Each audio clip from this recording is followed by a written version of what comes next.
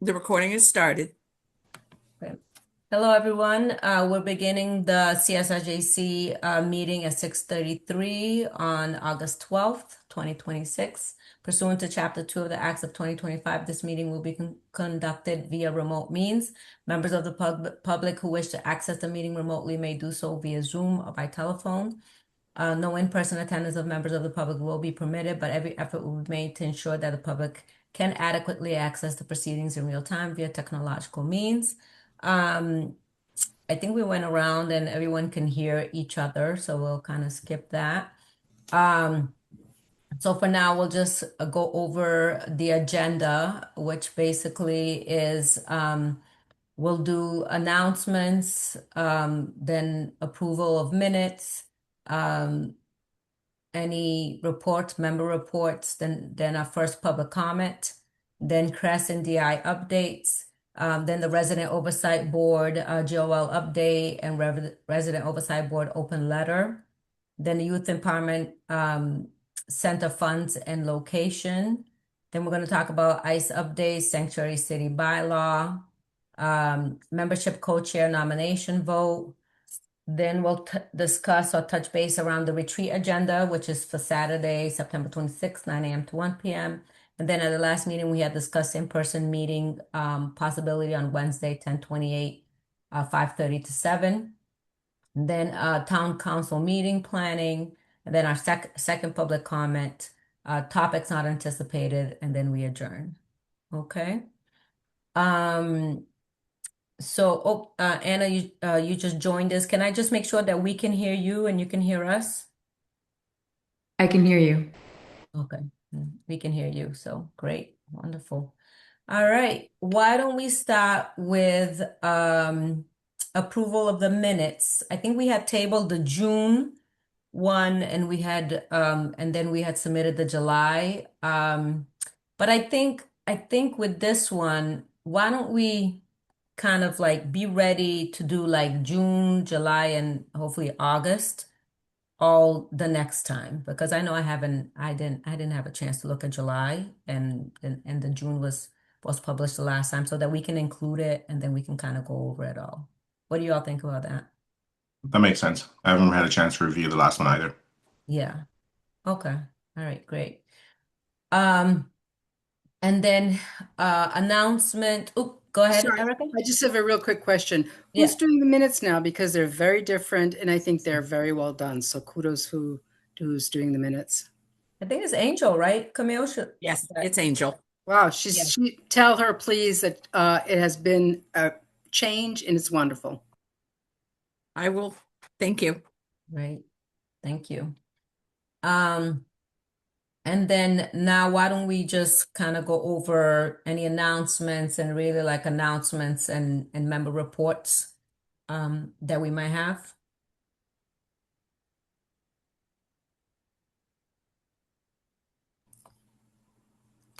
I don't know if this is on the agenda because you just went through it and I did look at it, but I did go to the June 20th town council meeting and I was supposed to report back on that. Do you want to wait for that? I mean, right now, just to say that you went to it, and then remember, we do have it on the town council meeting planning. That's Okay. when you can discuss that in more specifics. Yep. And then, and then like myself and Anna, and I think others, Erica, you were there too. We attended this kind of demonstration, community gathering around ICE a few weeks ago. Excuse me. I just want to let you know I just brought Bridget in. Oh, okay, great. Hi, Bridget. How are you? Good, how are you? Welcome, welcome. Because I know that you were at the town council meeting, but you haven't been able to be in Zoom world with us since then. So happy to have you here. And I can see that, we can hear you and you can hear us. We're just going over the agenda right now. And at this point of the agenda, where we're at is basically any announcements or member reports. And so I was saying that we went to this kind of ICE community gathering a few weeks ago. This was after you know, at least two killings during the same week that happened because of ICE on a national level. And we gathered as a community to just, talk through everything and really heal and vent around everything. And I know Erica, myself, Anna were there. And we're really, as a community brainstorming in terms of how we can be more helpful and supportive to our residents and neighbors who have either family that are dealing with this or, friends or whomever, or they themselves are afraid because of what's happening. And we're just trying to brainstorm and, see how we can really be supportive. But we can talk a little bit more about it too when we talk about, the ICE updates. Any other announcements or member reports?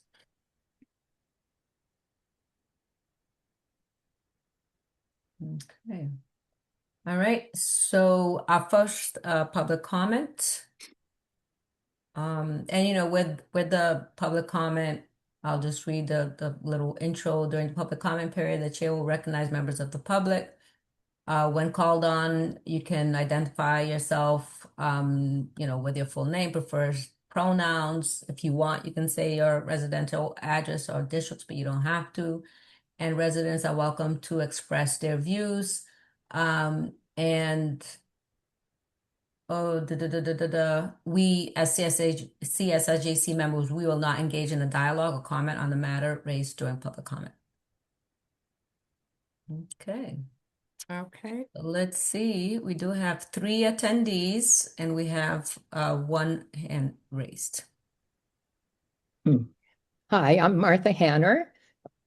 I'm in District 5, speaking as an individual. Hello to everybody. Hope your summer's going well. I Hi, wanted to Martha. say that I attended the GOL meeting last evening and listened to the discussion of the ROB. And maybe you're going to hear a report of this, but they seemed focused on the post commission, as being the place where, police members would be reviewed if there was a serious problem. But I don't think the committee understands that most of what we're concerned about is kind of harassment and things that are below the threshold for post. And so when they were debating, oh, do we need a committee because there's already the post committee, and there was nobody there to explain, what I think we mutually agree is the real purpose of the ROB. Councillor Hala Lord is on that committee, but she did not speak at all. I think she's your representative, and it might be a good idea to, have a chat with her, because their next meeting is when they plan to vote on either, one model or the other, or toss it, pass the buck and toss it all back into the council's lap. And I would recommend that as many people as possible attend that meeting and make, their 2 to 3 minute public comments, so that the GOL recognizes that there is substantial community interest. And I also mention one other thing that I don't know if you saw during July, but the DEI office had researched civil rights and voting rights over our whole history. It was on display in town hall, and it's now online, that you can access it. And I thought it was very interesting because it showed a lot of details that I don't think we'd known about over the past 250 years. In many ways, it was kind of discouraging to see all the prejudices that there have been. But in some ways, it's also hopeful in the sense that a lot of the past prejudices have been overcome, which hopefully gives us hope that the present, bad situations can also get overcome. So if you haven't seen it, I suggest you have a look sometime online. Okay, well, thank you. Thank you, Martha. Appreciate it. All right, let's see if there's anyone else. I want to say public comment.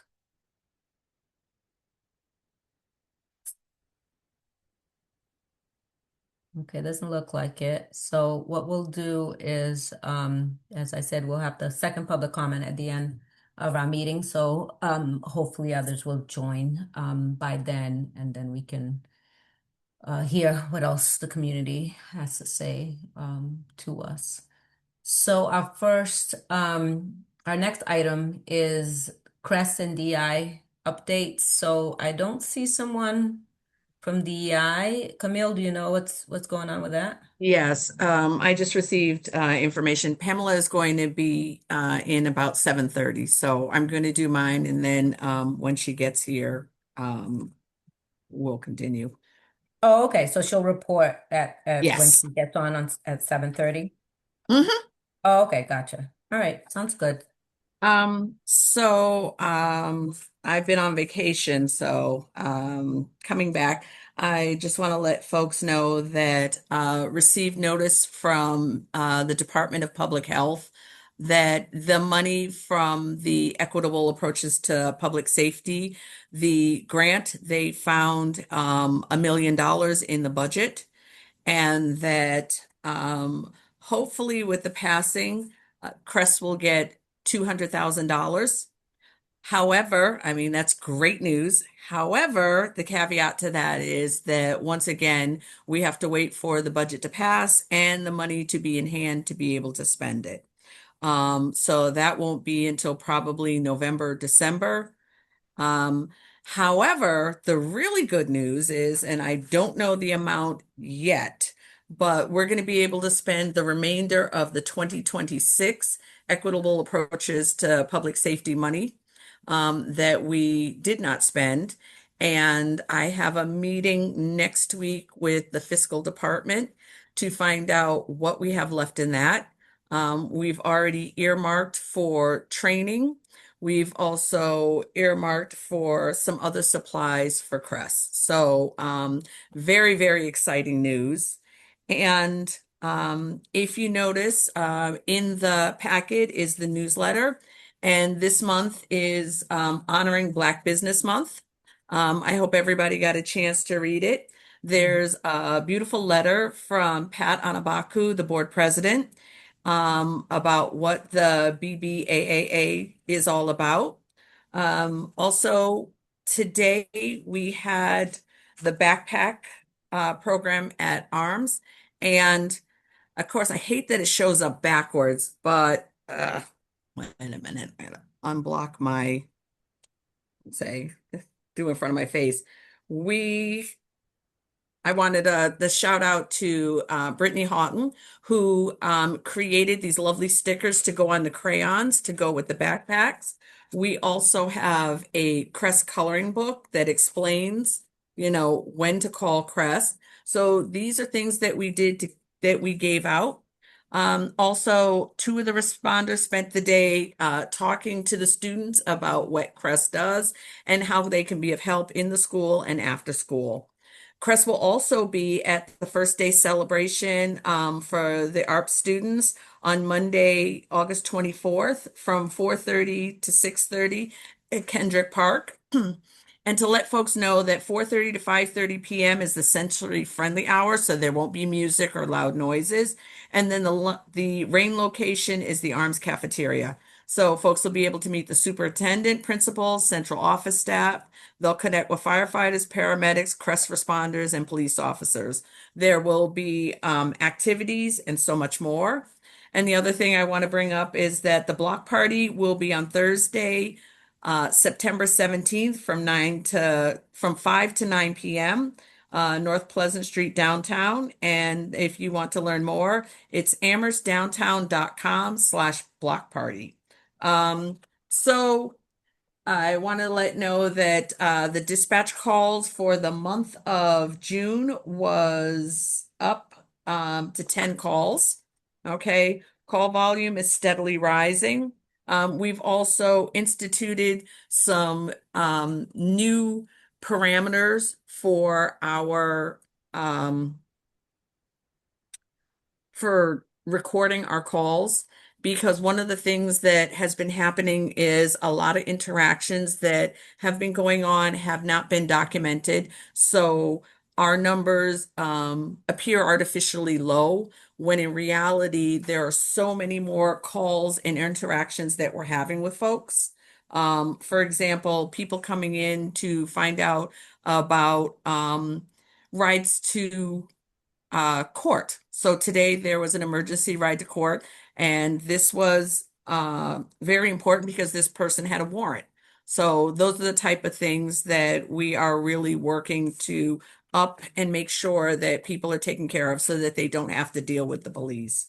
We've also worked very closely with Dan in the senior center. One of the things that has happened is that the senior center van driver had a heart attack, so a lot of elders now are having difficulty with accessing some of the services that they needed and are relying on calling the police. So we are there to um, take care of that. So thank All you. right, thank you. Thank you, Thank, Camille, for the thank you, report. Camille. Any questions? I do. I just have a quick question. Again, thank you, Camille. The budget um that's pending for the money for Crest, which budget is that? Because I thought the governor signed the state budget on July 9th. Yes. So the budget was signed, but we don't get the allocation. So we're waiting for the allocation of the monies. So until that money hits the coffers, we don't count it. And a lot of times, as I said, last year and the year before last, it didn't cut in until November, somewhere mid-November. So even though it has to be spent by June of the next year, unlike some other municipalities, we have to wait until the money is actually here. We can't even start looking and getting quotes from people, or well, getting contracts ready until we actually have the money. That makes sense. So, but you know for sure that the money is earmarked for Crest, yes? Yes, the Okay. 200,000 is earmarked. And can any of that money be spent to increase staffing? Um, Not for responders, but what we're looking at is for a clinician. Because it would only be, the problem is that it would only be until it's for the fiscal year. And this time we've been notified that this is really the stop. This will be the hard stop for the DPA, the Department of Public Health, equitable approaches to public safety monies. So you're getting $200,000 with a very limited window to spend it. And if it cannot be Yes, used to increase staffing, no. what is it going to be used for? We're going to look for a clinician. So there are other things that we've earmarked for training because we have a small training budget. So we're looking at other opportunities for training. But one of the main things that I'm looking for is field mediation to get, while our responders have been trained for field mediation, I am looking to actually get everyone certified in field mediation. Okay. And the clinician, do you anticipate that the clinician will take a lot of that money? Probably. And if this is a limited window, or to your point, final allocation from DPH, so the hiring of the clinician is a temporary hire. Yes, it is. Okay. Is there anything that can be done? Um, I don't know if there's any kind of process appeal to say this is a lot of money. We've only received this money in November. Can Are there any exceptions that can be made where we can use it for something other than what it is earmarked for? No, because the request for it's RF proposal Hmm. that was done before I came had very specific parameters. Okay. So, and that was a reminder that was in the email that the money has to be used within the parameters that the original grant was proposed for. Okay. So the initial mission of Crash is an alternative to, policing. Mhm. What is the rationale behind a clinician? So the clinician is going to be there so that we don't have to be calling to be able to aid someone so that they would not have to be involved with police. So for example, when we have I'm thinking along the lines of we have people that are having a mental health crisis, and a lot of times what ends up happening is that the police will be called. So rather than having the police, Crest can start the process and talk to the person, and then having a clinician is a higher level of training to be able to de-escalate and also to help. They would be able to help if the person needed to be sent to the hospital because we cannot authorize people being sent to the hospital. So, and forgive me others if I'm hogging the mic. I'm just, you know, when we think about where we were a few months ago talking about Crest needs more money, and this is absolutely fabulous news that you're getting this money. Um, I'm a little bit concerned that it's tailored for a clinician that can only be hired on a temporary basis, and it's not really being used towards anything that essentially goes to the initial mission, which is an alternative to policing. Because if you hire this clinician and train this clinician, if you don't get any more money in the next fiscal year, you'd have spent this money on a temporary hire, and you'd have essentially exhausted all these resources that you won't have after, say, June 30th if there's no more money.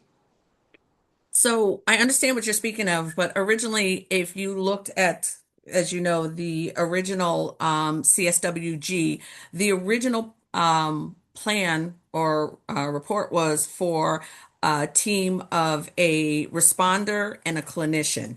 And I don't know the powers that be chose to have the just responders.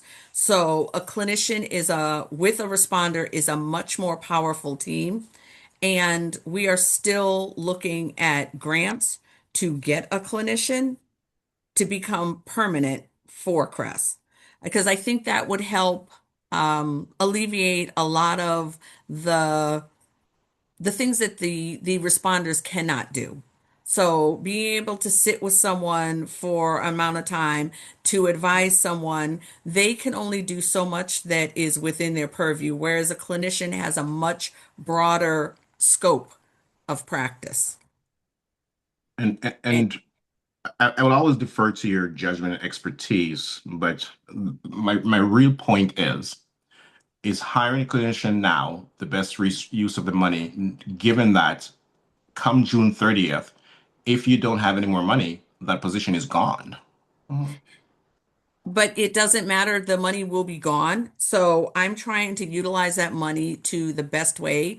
And the way the request was put in, we have very limited parameters of what we can spend that money on.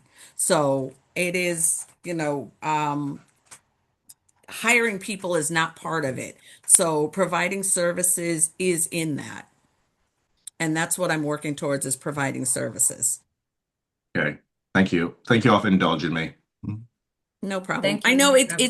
it's really a difficult thing because I understand what you mean about the temporary portion of this. But again, my plan is to try and get grants to make the clinician a permanent part of the team. As it stands now, we have one student, MSW student, that will be coming in for anywhere from 10 to 16 hours a week. So that is an additional support that we will have. And I'm hoping to have like clinical hours so that we're able to help people so that they don't have to navigate through the legal system. All right. Thank you, Camille. Erica? Thank you. So one, I'm sure you're going to keep data because data will then help for future opportunities demonstrating when you're using these clinicians, where the need was for these clinicians. And I'm really sort of curious why you cannot tap into the police's clinicians. Why can't they also be a backup or to think about that for the future? Is there any They way? are. Okay. So That they is are. that is primarily who we use now. Okay. Okay. It's calling in the clinician there. Okay, perfect. The other thing is that clinicians can also charge insurances depending if a person has insurance. But if they have mass health or they have other insurance, sometimes they can actually offset any cost by charging. So it's something to also think about. Are there opportunities where future, I'm not thinking now, No, future, okay. no, just in thinking about how you can sustain this, would there be, in terms of the data, opportunities where you can actually offset by having clinicians who are intervening in a mental health situation, have that be charged to an insurance company? I know that's very complicated because you have to go through all kinds of things, but It it's is something a to consider yes. for the future sustainability.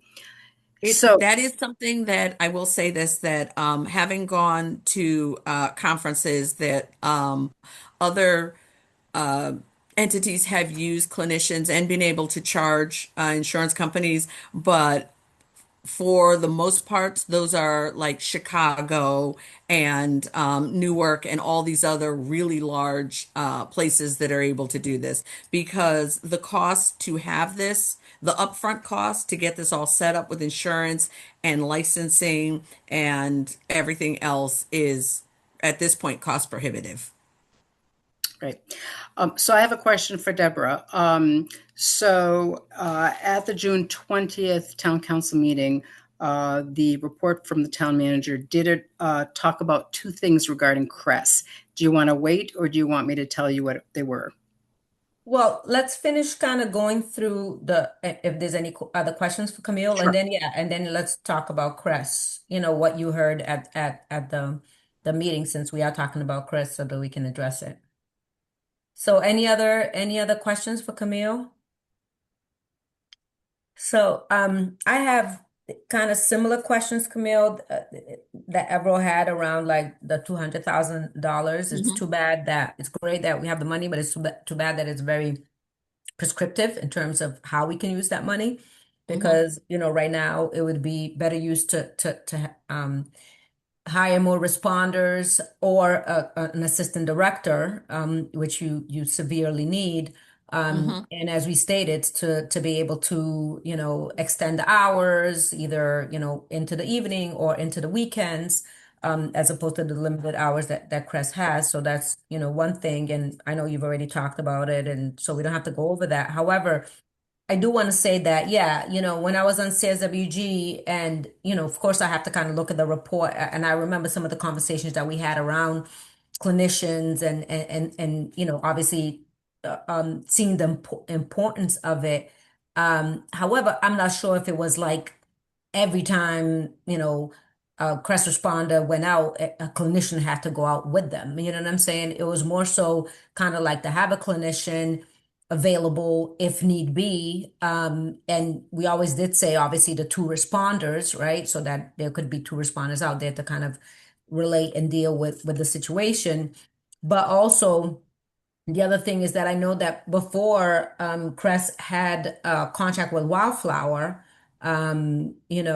that whole organization to provide some clinician services. Because the other part is what type of clinician are we getting, right? Because we want to make sure that it's a clinician that really deals with a wide variety of people, and that is not about just interning people, and is very much informed about all the realities of folks, and their statuses and things like that, so that they're very aware and socially conscious and everything else. Because there are those clinicians that all they are about is medication and interning people. So that really kind of makes me, kind of bells go off and stuff like that. Whereas I know that Wildflower was a very socially conscious group that Mhm. used to provide that type of care for a while until their contract ended. So yeah, I'm kind of There- like I do not want the traditional clinician to be coming Approach. in there, yes, because Hmm. that would be terrible. So, Yes. so can you So, talk a little bit more about that? Why isn't it sure. Wildflower that you all are going to bring Okay. in? You know, what's So, happening? one of the things I can say is, in case you all didn't know, I'm a clinician myself. I'm a Hmm. licensed clinician. Yeah. And I have a very broad scope trauma informed PTSD is one of my, I would say that is my passion. Okay. And as a Black woman, I am very aware of how, um, in the Black culture, therapy is thought of, and also in dealing with the police. So I'm very aware and conscious of that getting a clinician, that it would have to be someone that is well-rounded and with a trauma-informed background. Um, as far as Wildflower, I will say this, Wildflower, one of the issues that I had with Wildflower was that the data that I received from them was um, not very clear.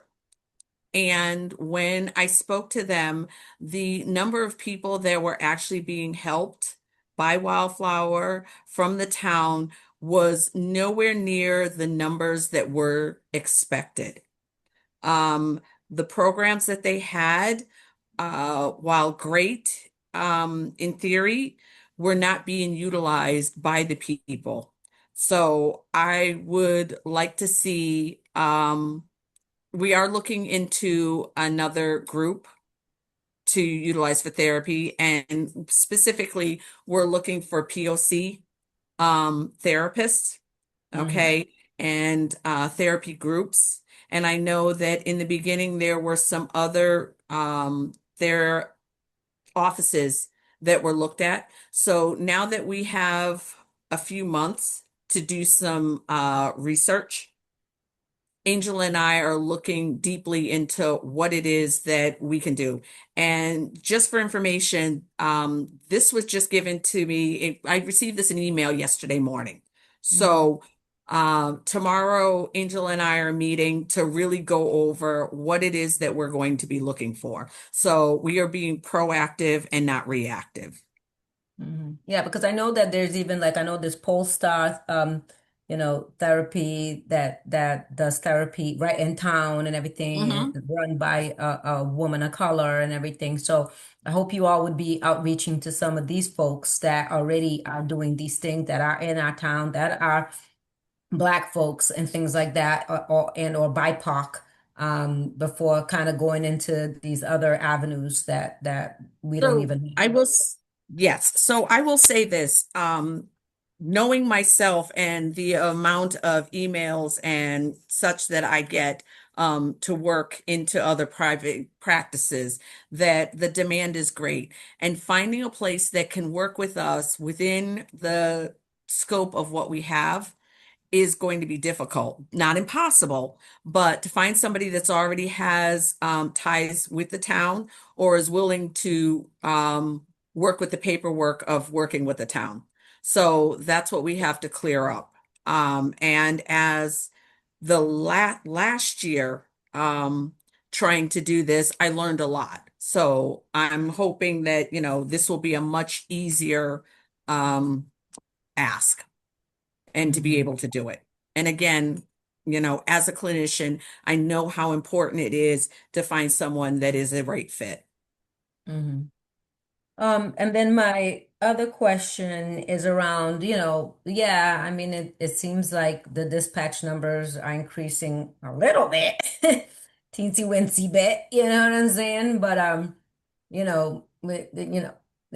we're in August, so I was hoping that it would have been a lot higher at this point. So I'm just again, I know that of course you're doing as much as you can, but I want to continue to say publicly and to continue to say that, whatever's going on in terms of dispatch over at the police department and with Chief Ting and with, the town manager with Paul Bachman, these conversations need to continue because, I'll say it for me and other community members, even though, yeah, it's increasing maybe by a few calls, it's not anywhere where we think it needs to be at this point in time. You know what I'm saying? So something needs to happen for these calls to really increase. Because they should be really through the roof, is the way I feel it. Because again, at the end of the day, which everyone is happy, Amherst is not an outwardly violent community. So therefore, a lot of the calls or most of the calls should be coming through to Crest. You know what I'm saying? You all should be overwhelmed so that the town manager will be like, yes, you need 10 responders. You know what I'm saying?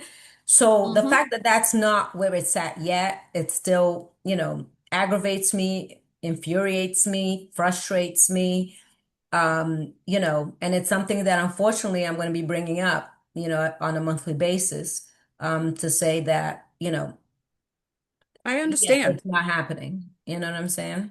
I understand totally. And I want you to know that I do have a meeting set for in 2 weeks.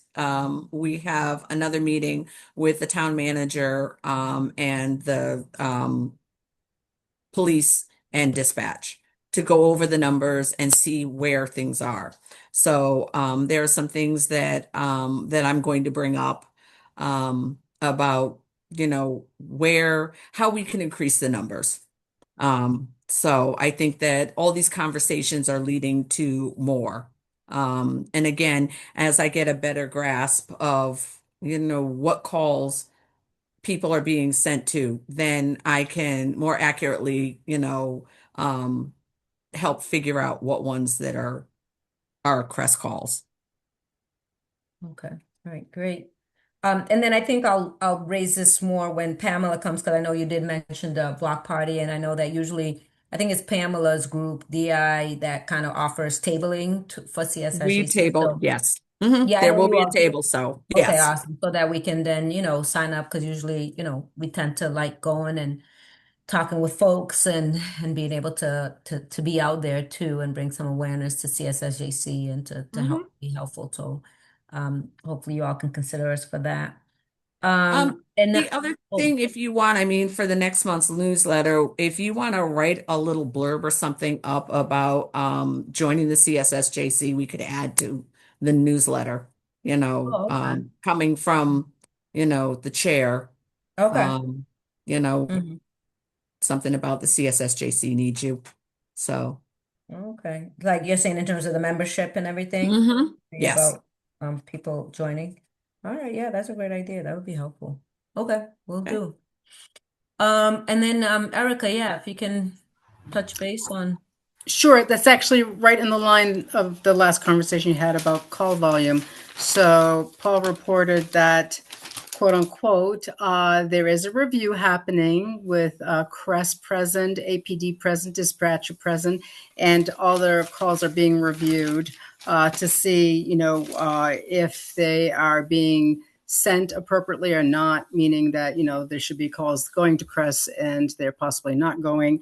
So that's what he reported to town council, that is, in review process, and also stated that, quote unquote, 10 per month is in the line of Northampton, where Northampton is actually going from early morning till 7 p.m. on Saturdays. So the town council is being told that 10 per month is probably what should be expected, but there is a review process. And then the question around the hours of operation, what he stated was currently, as we know, Monday through Friday, 8 to 4. And prior, it was Monday through Friday, 8 to 8 plus Saturdays. And that was reduced due to staff vacancies and reduced staffing. I think the reduced staffing should be underlined, underlined, underlined. And so supposedly both are in review to see if Crest needs more support. I think we need to make sure that the town council asks for a specific report of when these of the data, and how this has been reviewed and how this is being determined, because just in review doesn't mean anything. And I think it puts a lot of pressure on you, Camille, representing the town, to be respectful of your position for the town. I think we need answers from the town manager. Mhm. Yeah, and I don't know where he's coming up with okay, well, Northampton gets 10 calls, and so therefore that's the, standard to go by. I mean, Northampton is a new program, a lot newer than us, and now we're supposed to be going by their standard as opposed to them going by our standard. I mean, it makes zero sense to me right now. So, so yeah, I mean, we definitely need to kind of put the pressure in terms of, um, him really coming back with some actual concrete, um, you know, solutions and some concrete, okay, this is what we're going to do to increase the number, as opposed to always being under assessment and under review and really no answers to the questions that we've been asking for years, not just months, years. So, okay, yeah. So we have to, I think we need to think about this in terms of obviously we have HALA, whether we want to bring it up through HALA, whether we, obviously we're thinking about when we want to meet with them again, or we can send them another, email just kind of saying, okay, these are some of the things that we want you all to think about. And that might be the route we want to take, just because I know there's other issues too that they're, he's not following up on, and that we asked during a town council meeting that it's not being followed upon by the town council. So we might need to, again, put like a laundry list of things together and to send to the town council, not only because it documents, right, again, that we're putting the pressure and that yet again, nothing is being done. So that when we do go before the town council, we can again say, look at what's transpiring here, which, like I said, is becoming really frustrating and infuriating to me and tiring, to kind of put it blankly, So it's, the amount of resistance is just flabbergasting, So other thoughts, comments before we move on to the next item on the agenda? I think what would help our case and our argument is if we can get the last, I will probably suggest 6 months of dispatch logs from APD. That way we can do a comparison to see what is being transferred to CRES and what APD is keeping as shouldn't be transferred to CRES. Yeah, so you're saying for us to ask for those logs? Yes, and I'm happy to go through them. Yeah. Yeah. Yeah, I mean, Because if the argument is that you know we're not transferring calls to CRES because these are not CRES calls. The only way we're going to know that for sure is if we verify them ourselves. yeah, yeah.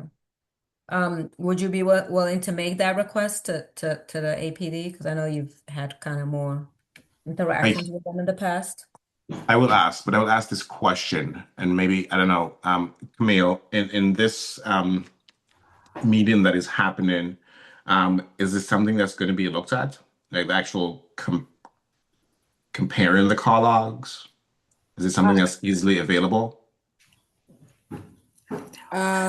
So we've only had one where we compared the logs, because again, we've all been on vacation. And it was looked at, of the calls that were CRES eligible, but this was according to, dispatch. So again, I'm trying to get access to the logs so that I can see for myself. And there has been some difficulty again with, from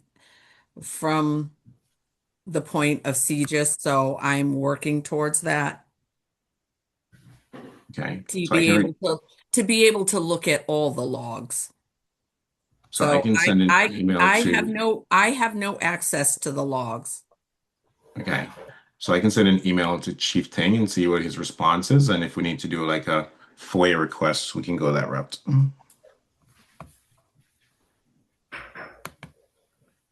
Erica? So I was just on the APD website. So the logs that are listed there are not all the logs. I mean, they're very confusing to look at, but I thought they actually post them. So I think they post call logs, um, but there's a difference between call logs and dispatch logs. Okay. Okay. Yes. Thank you. Yeah. All right. If you could, April, follow up with them in terms of getting the dispatch logs.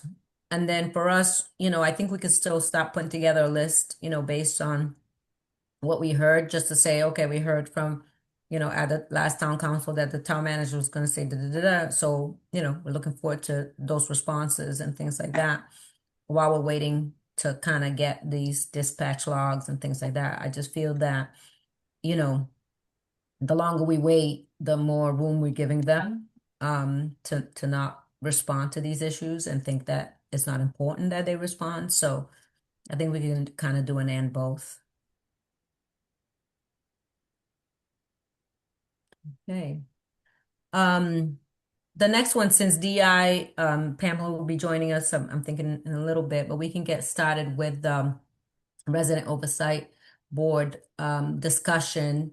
And yes, I mean, as a reminder to you all, I had gotten that email from Anna Devlin Gauthier, right? Saying that they were going to be having this meeting on the 11th, if we can send in, some type of information to help them talk through these issues and things like that. And that they were going to be looking at like Springfield, Cambridge, Boston, for us to kind of like include any information that we thought would be helpful. And, just so you all know, and, so the public knows that, we worked on a letter, this past month to get to Anna, and we gave it to her actually and sent it. Well, we didn't send it just to the GOL. We sent it to all of the town council and to Hala as our liaison. Um, and I'm thankful to Erica and Everold and Anna and others who, chimed in regards to putting this meeting, I mean, putting this letter together. And then obviously I added to the letter too. Um, and it was definitely a concerted event, concerted effort for us to get this together to the town council and to the GOL. And I think we were very responsive in terms of all of the questions that they were asking. So I wasn't able to attend, I was not able to attend the GOL yesterday, but I did get not just from, Martha, who just you all heard from in the public comment, but I did hear from other community members the very concerning comments that were being had by some of the town councilors during the meeting, again, questioning even whether there should be a resident oversight board. And we addressed that in the letter, that this wasn't even supposed to be what they weren't supposed to be even questioning that. They were supposed to be just looking at which model to adopt. So, I mean, I am just like beyond angry at the fact that these town councilors are questioning even whether there should be a resident oversight board and utilizing, really the police arguments, which the police have said over and over again that there's no need for a resident oversight board because there's post.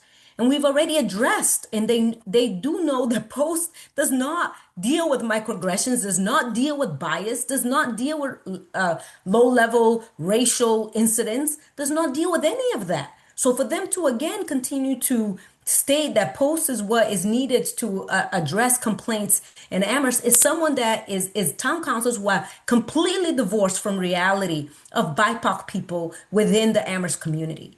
And it's just a ridiculous place for these town councilors to be. For them to not even be engaging in a conversation of the models, but then to be just going back to the initial point of why should there be a resident oversight board at all?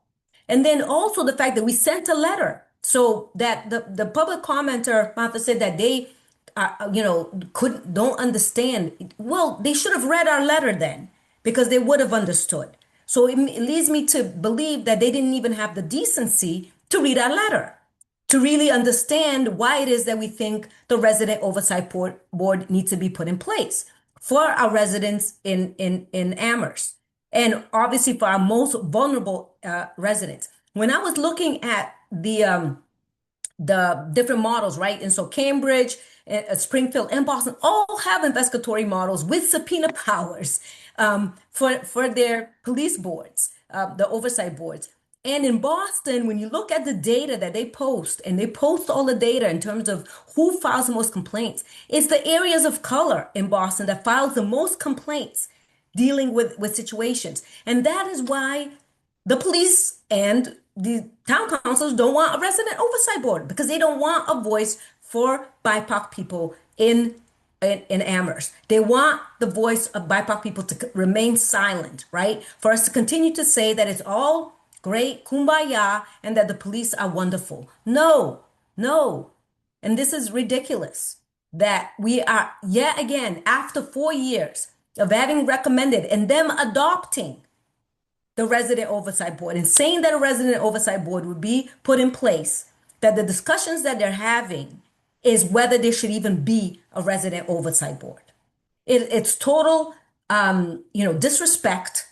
It's a total lack of understanding. It's a total lack of really knowing reality in terms of people's hurts and people feeling afraid and feeling intimidated in our town. Because some people have the privilege, and those town councils have the privilege to feel that they have the privilege to walk in safety in our town, and it's okay. But they don't think about others that don't have that privilege, right? That are afraid every day and that are intimidated every day by the police. And I'm not talking about nationally, I'm talking about locally here in our town. And these folks, I guess, we shouldn't care about, right? These folks' voice, we shouldn't care about. We should just, continue to silence them. That's what we're supposed to do, right? And so for me, it is just beyond, what that these town councilors are doing this, and that we put in our time to put together a letter, and then the letter is basically disregarded. None of the information is shared. None of the information is talked about, is even acknowledged. Nothing for them to really engage in a conversation in terms of that. And what they're doing is regurgitating arguments that the police department and the attorney who's afraid of risk has made in the past. Are you kidding me right now?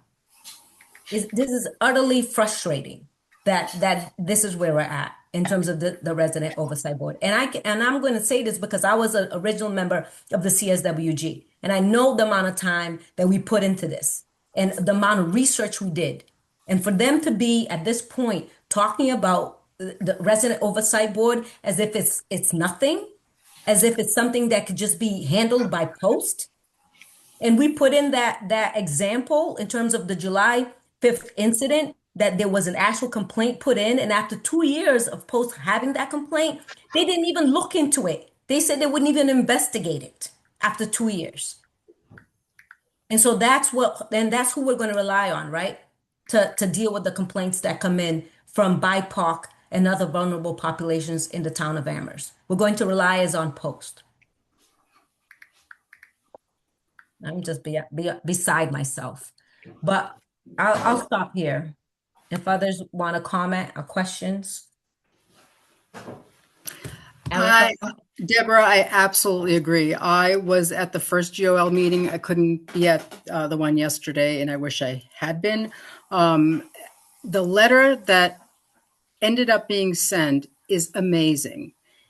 I think through our concerted effort, we answered every single concern they had.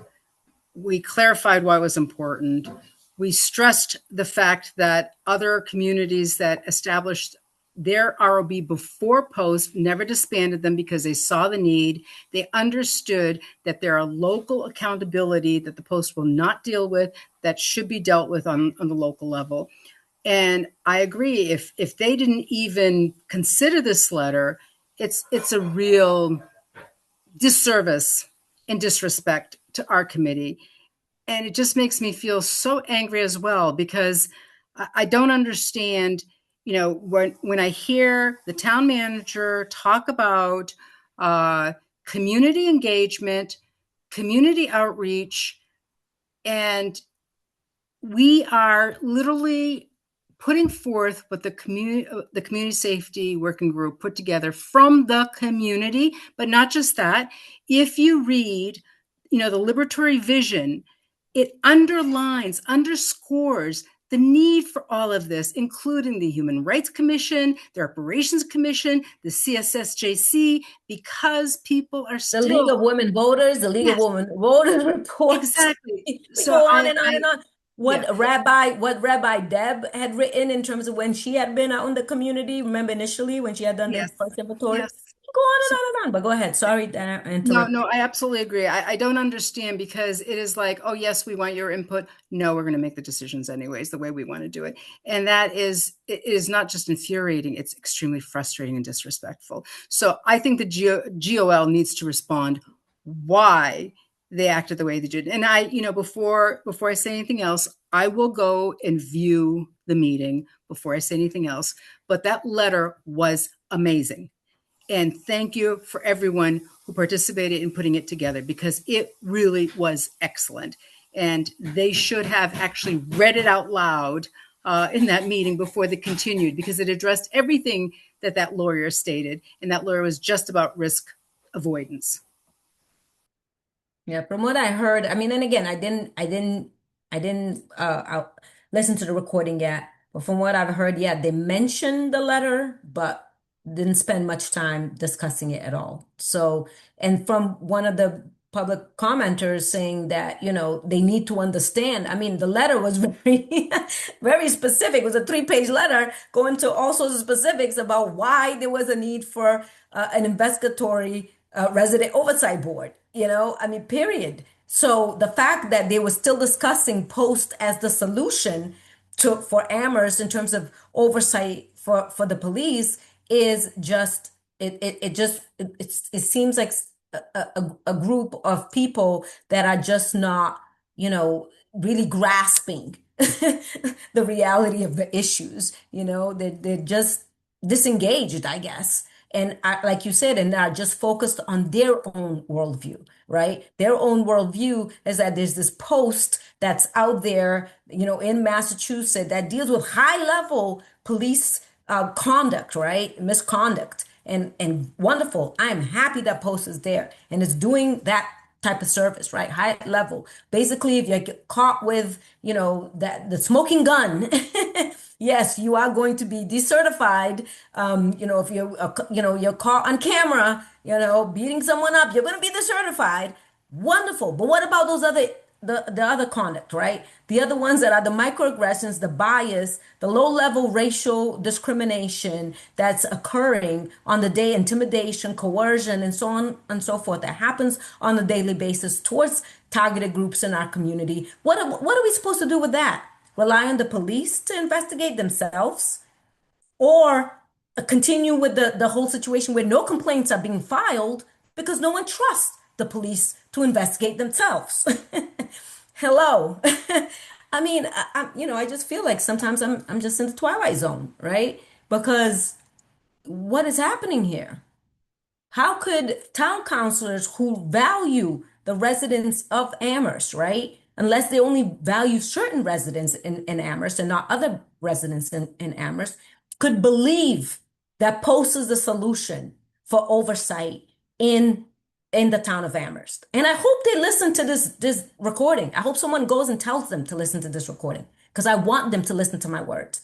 If they're not going to read a letter, let them at least hear my words, right? And also Hala, who's on the committee, I want you to advocate. I want you to advocate for us. I want you to advocate for the resident oversight board. This is critical for the community. I mean, I hear from those who feel they are voiceless. They are the ones I hear from every day who are saying they need this resident oversight board. I need this resident oversight board as a Black woman in this town. Anyone who is of color, who has gone through different situations in this town and interaction with the police, and I have had interactions with the police myself and things like that. We need a resident oversight board in this town with investigatory powers that actually can investigate, subpoena, review documents, and make recommendations. Yes, that is what we need. And if there's town councilors who believe that's not what we need, that we need something, that we don't need a resident oversight board, that what we need is what we have in place, which is post, then I don't know. I don't know. I guess you don't live in this community, or if you do, like I said, you only serve certain residents in this community. Other comments and questions? Because for me at this point, I really, I mean, I get it in terms of, well, I guess we got to think about like what would be the next step, but I'm just and I see that Martha's hand is raised right now, but we're not in the so I don't know. Camille, can I take I'm Martha? checking to make sure. Pamela, is that you? Yeah, Pamela's here. Yes. Okay. In the attendees, Martha's hand is raised. Okay. Did you want to go Yeah, to I second mean, comment? I mean, yeah, I mean, I don't know if we can, can we do that? And, or should we wait until the end? But I'm assuming Martha wants to say something in terms of the resident oversight board. I would like to allow her to speak. Here we I go. I don't think there is anything that prevents us from having a second public comment, as long as, again, we don't engage. Yeah. And as long as the chair agrees to allow the person to speak. Yeah. Okay. Hello, Martha. All right, thank you. Well, I, understand everything you say, Deborah. I mean, I have trouble in the community trying to explain and get people to understand. And I would say that quite a few people just don't understand what the levels of harassment and microaggression and so on are. And what I recommend is that you get 50 people, I mean 50 people, to come and make a public comment at the GOL next month. Because I think that's the only thing that's going to make a difference, is if many people speak up. I mean, I was the only one that spoke. No, I didn't speak last night because because I really didn't know what they were going to say. They did mention your letter. I think they had read it, but they just don't get it. And I was really surprised that Hala did not speak up at all. She's your representative. She should be able to explain what the harassment and daily microaggressions and all that kind of thing are. So I really believe that the GOL is the place that has to act. And the only way is if many, many people come as individuals next time and speak. Thank you. Thank you, Martha. Appreciate it. Okay, thanks.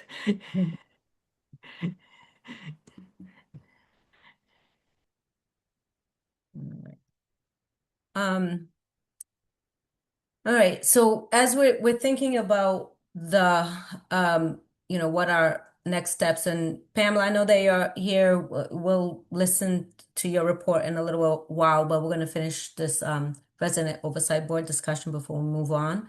So I think when we think about, what our next steps, I hear about, in terms of like, obviously, I would love to have a lot of people show up and make comments and everything. However, I'll put it this way: the community is burnt, right? The community is tired and saddened already by the fact that they've been communicating for this past over 4 years in regards to what's happening. So, saying, getting all these people to show up, maybe not. Maybe we'll get those folks, maybe we won't, because I'm frustrated. I don't even know if I want to go to the GOL, never mind to go waste my time to go make a public comment. It's a waste of time too, I think. And then in terms of, yes, holla, yes, I wanted to advocate, but again, we're putting the onus on the woman of color. We wrote a letter. They mentioned it, but they didn't read it. They didn't understand it. I'm sorry. It was very clear. It was a very clear letter Is it that possible? explained everything. Is it Go is ahead, it Edward. poss is it possible to be officially added to the agenda to CSSJC before the vote occurs? We can We we can can ask. Yeah, what I think we should absolutely do that. And then we can go there, um, highlight our letter, and in the same vein, advocate as to why it needs to be a body with investigator authority and subpoena powers. And then we can say, you know, making sure people fully understand what post is, what it's not, and why it should be this. So if we can, I think we should, um, to your point, shouldn't be on Hala. So maybe see if she can actually get us, um, even if it's just 15 minutes on their agenda. Yeah. Yeah, especially if they're going to be voting on it next time. Yeah. Um, so Pamela, you have your hand up? Pamela? Yep. So I'm sorry, I didn't hear the beginning of that question, but are you trying to get on the town council agenda or on the GOL agenda? On the GOL agenda. Okay, because I would say I don't I think it'll be easier to get on the GOL agenda, but Mandy Jo has instituted new rules for getting on the town council Mm-hmm. agenda. Mm-hmm. Um, um, and I won't remember like the exact like charter regulation number, but in order to get on the town council agenda, you have your town council liaison or a town councilor um, needs to put forth a request with an actionable item. So the HRC is trying to negotiate or navigate that issue um, with the town council now. So I would say have a conversation with Ronnie Parker about getting, I mean, and I don't know that GOL is operating the same way, but it would probably be worthwhile to have a conversation with Ronnie about the HRC's efforts to get onto the town council agenda. Okay. Thank you. Mhm. Um, Yeah, in terms of the GOL, I know with Anna, she did contact us, and I don't know if she was away on vacation or what have you, but I did contact her once or twice after that to just kind of ask her follow-up questions and things like that. I never heard from her again. Even when, sent the letter, there was never any type of even acknowledgement, thank you, even though she was the one that had requested the letter. So, um, you know, it's interesting situation. Um, so I guess let's brainstorm. Would the better way be to, if we're trying to get on, so first, I guess, when does GOL meet next?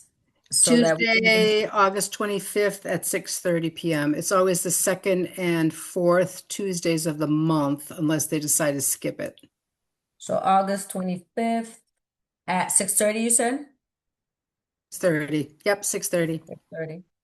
Um, who should we address to say that, to get on the agenda? I mean, yeah, I could contact Hala and Anna. Hala is our liaison, and Anna, she's the kind of the chair, right? The one that presides over it. So I could Yes. get, I could send it to both of them to ask that we be added to their agenda to discuss Rob. And do we all want to be there? Should it just be me as the chair, or does someone else want to also present? Because we I'll, have to put I'll together. I'll make myself available to present as well. Okay. Yeah. So me and Everett. And I'll attend. Okay. I can attend too. Who said that? Bridget? Richard? Okay, Bridget and Erica. I think I can too. Okay, great. All right. So that would be our kind of first tactical way to kind of go about it to see if we can get on their agenda. So the second thing obviously is getting out to the community to see if people could attend, letting everyone, know about this and get out to our networks and see if we can get people to at least say a public comment. I think what could be helpful with that is if we even write up something, a statement, um, in terms of what they could say, because a lot of times people don't even know what to say, you know what I'm saying? And that stops a lot of people from saying something. So if we had already a statement that even if it's just, even if people are saying the same thing, and then they can add a little bit more, but even if they're saying some of the same thing, I think it'll still be powerful because they're there and they're saying it. So I don't know if anyone's willing to kind of write a short little, just a few sentences, because again, it doesn't have to be 3 minutes, because I know that there's up to 3 minutes, but it doesn't have to be that. It can be like, 30 seconds even. And then and also say that if they don't want to read the statement, but they want to say their own thing, these are some of the things that they can think about in terms of including in their statement. Would anyone be willing to do that? Because then we could get that out to our networks. So you mean talking points? Exactly, talking points. Yes, I can take that. Okay, so some talking points. All right, so by when? Because the meeting's the 25th. Maybe Everald, if you can get us talking points by like the 17th, Monday the 17th, and then we have like a week, and yeah, about a week to kind of get it out to our networks. I can do that. Okay. Okay. All right, by 8/17. I'm really gonna send I'm gonna ask Carla and Anna today, right after this meeting, so I don't forget. I'm just gonna contact them and ask to be on the agenda and see if there's any special rules or anything like that in terms of how we need to ask to be on. So, all right, so then that's two ways. Any other way that you all think we can go about this? I guess we can, if we get on to the agenda, then great. That's already wonderful way. Second way is all of us make public comments, but do we want to send anything else in prior to the 25th? That would, I guess, would be the third way. Erica? Do we want to send our letter to the Indy or the Gazette or both? And that was one of the things that I had brought up previously. So I think, yeah, we do want to discuss. I mean, me, yes, I think we should send it to both, given the status of where things are at, the fact that I didn't get any responses from anyone besides Mandy Jo when I sent out the letter, excuse me, to the town council. But what she said was just for me to, if I wanted the letter to be part of the public record, for me to put it on the form, which I did. I sent it on the form, so they had it. But that was the only response that I got from Mandy Jo. So our letter is part of the public record. So that was that. I didn't get any other response from anyone else on the town council. So, I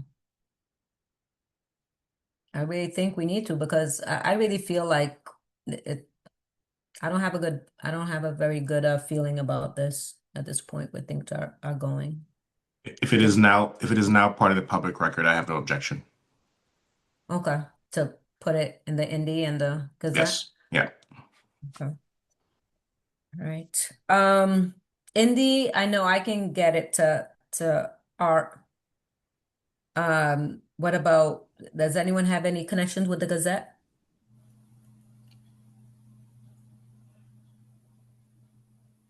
All right, I can I know that Miss Pat has some connections with the Gazette. I can follow up with Miss Pat. And then I we can- generally have a Indy representative come to our meetings, which I'm very thankful about because I love the Indy. Great job. Yeah. Yeah, we have a rep on right now actually from the Indy. Um, okay, great. But I'll just follow up with the Indy and say, that they can, use our letter, publish our letter, whatever they want to do. So, okay. And I guess what we could do then, since we do have that letter, is maybe, depending on what happens, we can send it to them again, because I don't feel like we need to write something again. I mean, we already put too much time into that letter, which is a very good letter. And I don't think we need to go and do something else at this point. Okay. All right. Any other questions or comments? Okay. Then let's go to Pamela, DEI report.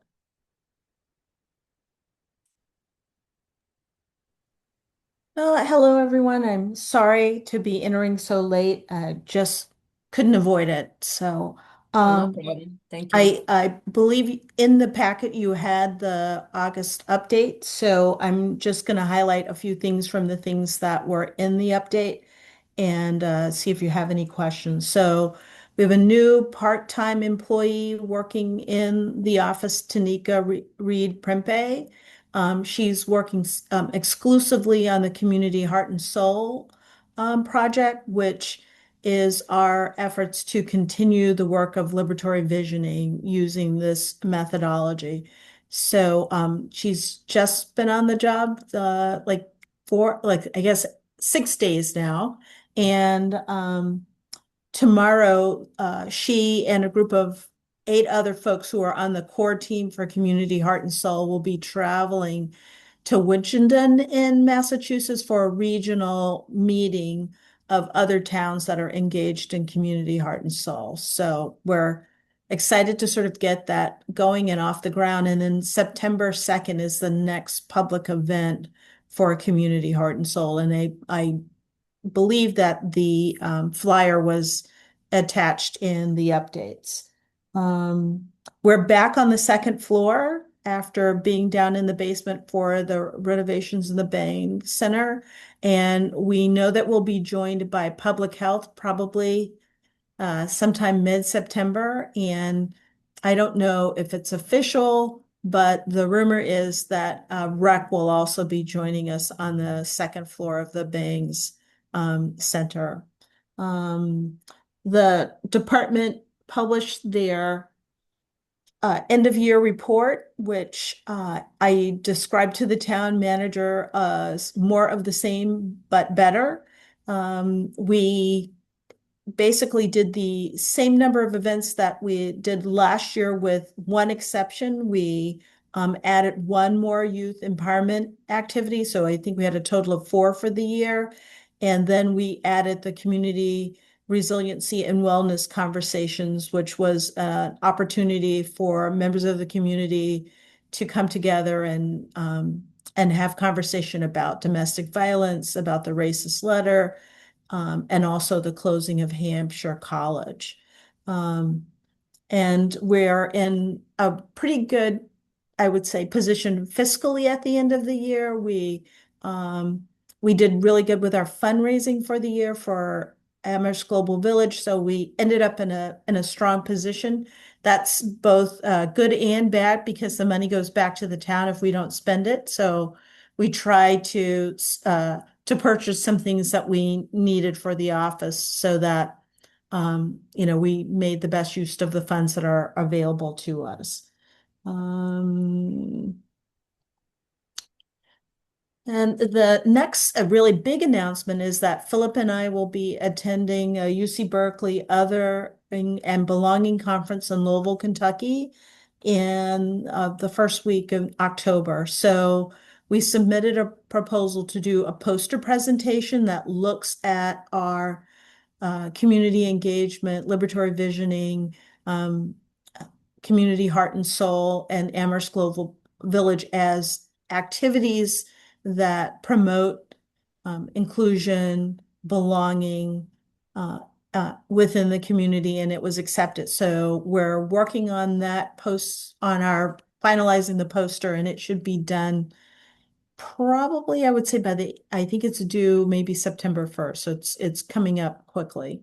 And we typically try to take August off, so we don't have any other activities planned other than to attend the first day of school in Kendrick Park activity.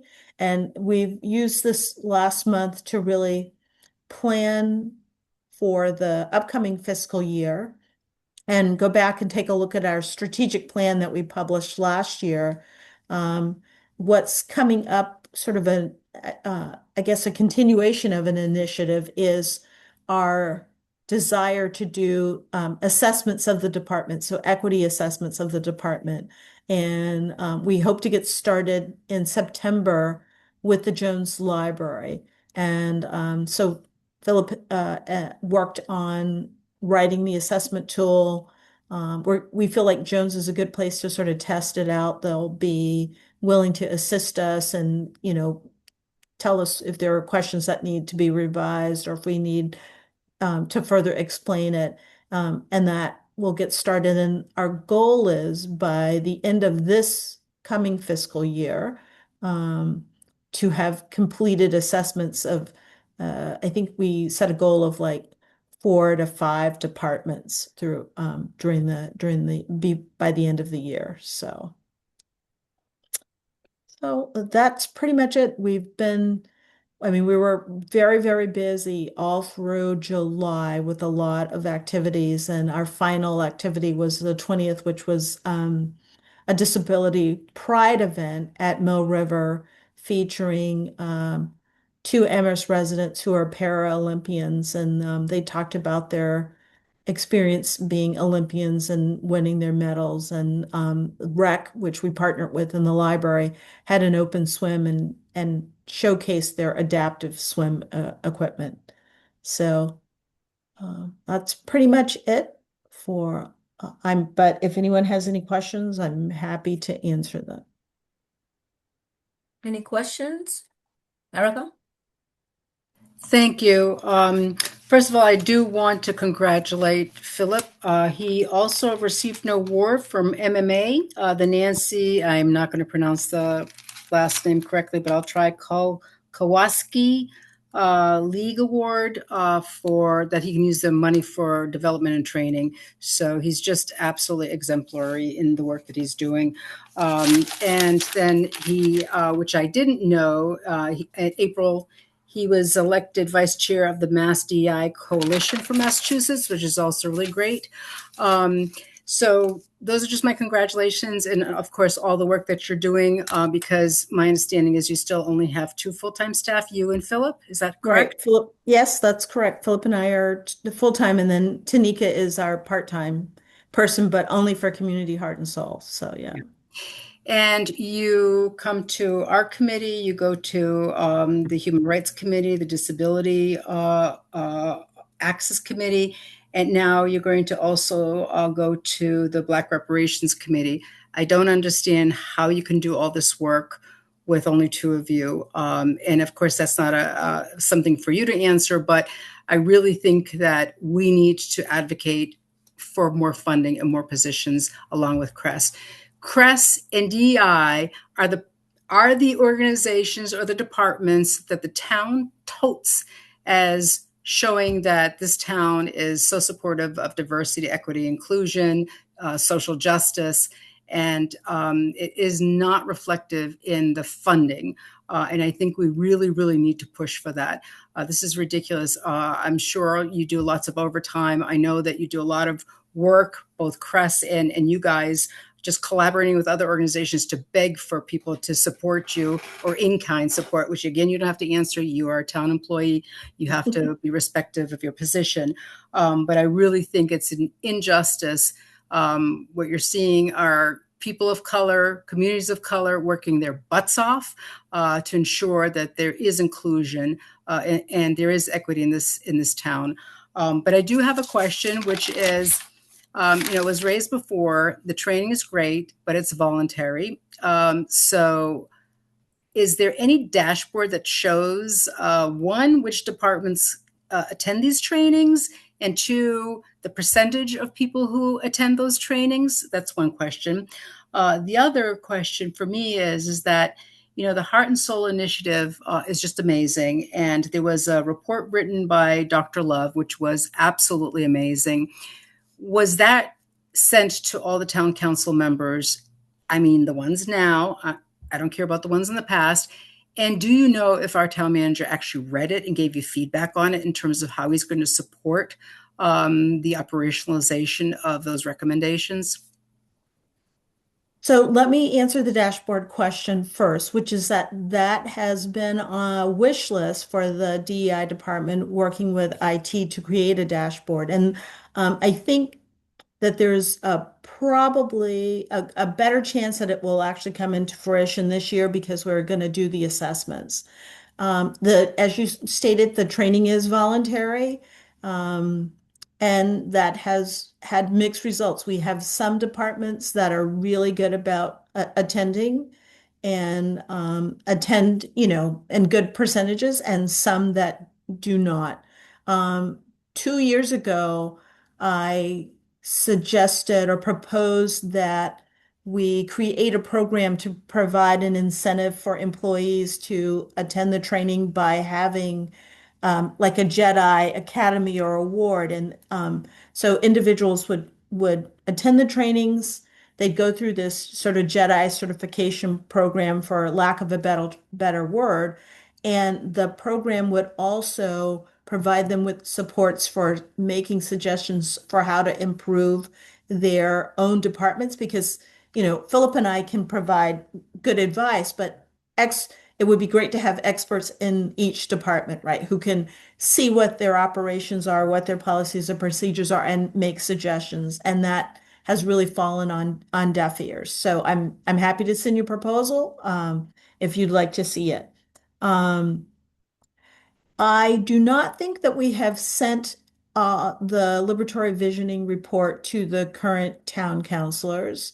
I know that in the town, when the report was finalized, in the town manager's report to town council, there was a link that would have linked to the document.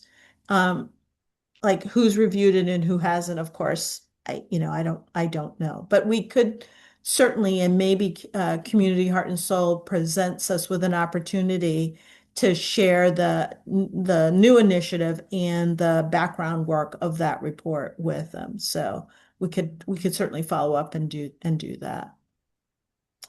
And I think I'm missing a question, but I'm not sure. Was that everything? Okay, right. Any other questions, comments? Well, I have a question. Thank you, Pamela, for your presentation. I wanted to get, and I think it goes along with what Erica was saying, which is it would be really great to get that report into the town councilors' hands, because I think the more we kind of share this information with them, the better, because it kind of goes along with all the other previous reports too, that basically saying pretty much the same thing and reaffirming the need for these types of initiatives, social justice and inclusivity and belonging and so on and so forth, and kind of this liberatory visioning process that we're engaging in. So I guess the thing that I would ask would be, I know you all had that great idea of having those 3 talks around domestic violence, issues that were prevalent within our town, and the racist letter, and also around, Hampshire College closing, which impacted a lot of people. So in a way, I was thinking, is there a way to kind of obviously make it more of so that it's anonymous, right? It's not that you're going to put anyone's names or anything like that, but to kind of get the overwhelming kind of trends or overwhelming viewpoints that were shared around those topics, to then again share with us, share with the town, because I would be interested in knowing, you know what I'm saying, like what people are saying and things like that. Because it's important, and it's important information, because even for us, I know we've always talked about we want to do another town meeting, you know what I'm saying, so that we can get the community, but you all are out there getting a lot of this information. So it'd be good to kind of continue to grab that information, make it, so there's, no identifiers, nothing like that.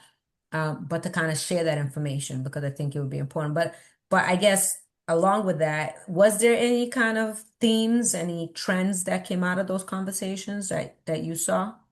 So the conversations were sponsored by Cress, DEI, and Public Health. Mm-hmm. And we each, sort of uh, fac- assisted a facilitator in in the conversation. So Camille did one, I think it was domestic violence. And then I had the last session, and Kiko held a session as well. And then Philip, along with facilitators that we brought in so that we weren't doing the facilitation ourselves.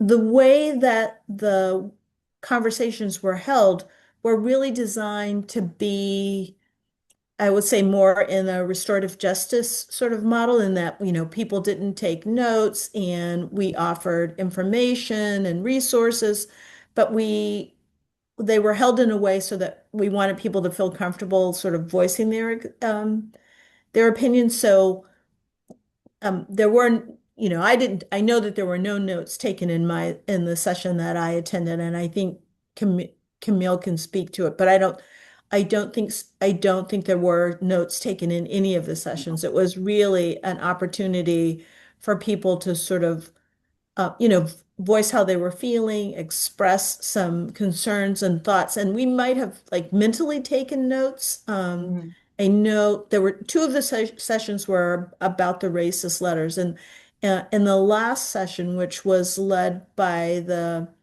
Women of Color Health Equity, um, Women of Color Health Equity, I'm missing one of their names. There were some suggestions that they made to us that we had in discussions, but I don't know if we would be able to put together any common themes that Mhm. came from the conversation. And Camille, you can, please weigh in and speak to the session that you led. The session I led was on domestic violence, and the facilitator was Sergeant Janet Griffin. And it we spoke a lot about, what is domestic violence, and also she provided information on, what the police can do, and also other resources um, that they have at hand. Mhm. Oh, And were these, I guess, were these well attended in terms of the 3 sessions? How would you all think of 4 sessions? I don't know how many you all had So with them. yeah, I feel that they were fairly well attended. The numbers dwindled as the sessions went on, but the first session, and I think that Anna might have attended the first section. I did childcare for the first session, so I don't know exactly how many people were in the room, but I think there were like 20 or so, maybe more people in the room for the first session. That probably had the highest number of Mhm. attendance. But I think for the second and third sessions, there were probably like 15 to 20 people in the room. The final session was the session about Hampshire College, and that's the one where I was in the room, and that probably had the least attendance of the four workshops. Mhm. Mhm. There may have been like 10 to 12 people in the room for Hampshire College. So. Mhm. Okay.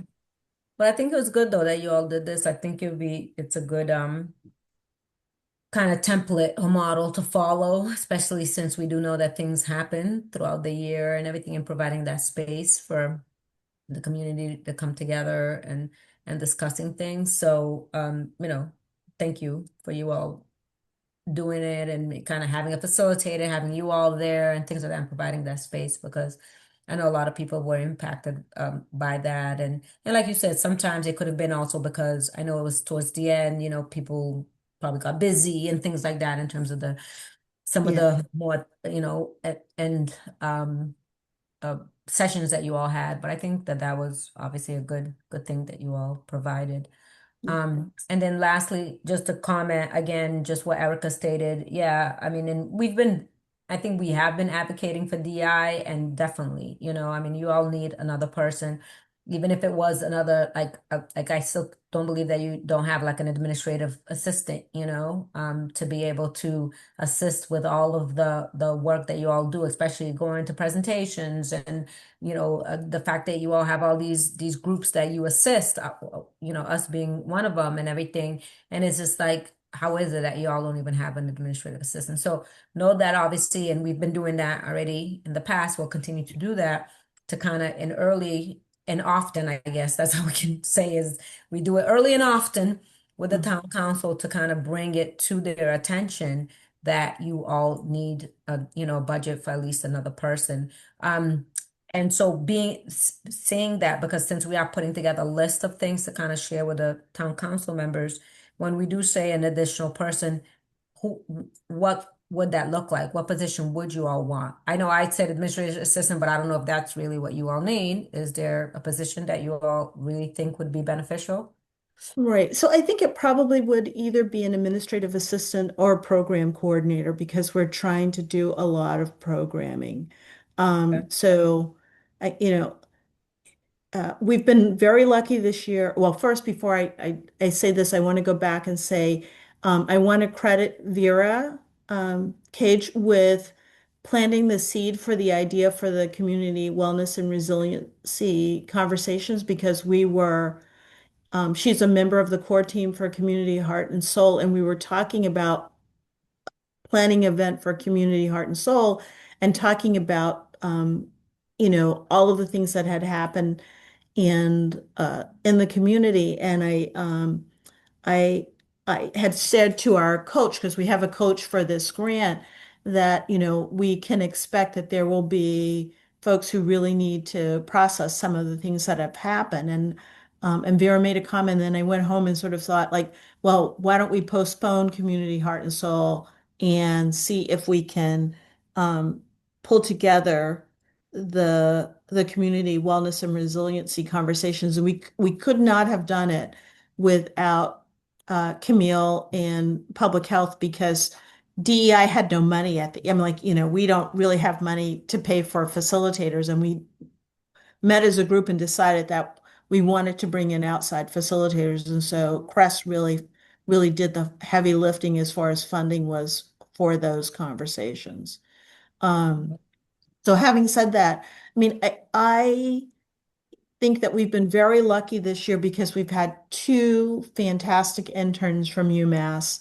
One is returning in the fall as a senior, and one graduated this past May. But they really enabled us to do much more than we would have been able to do on our own.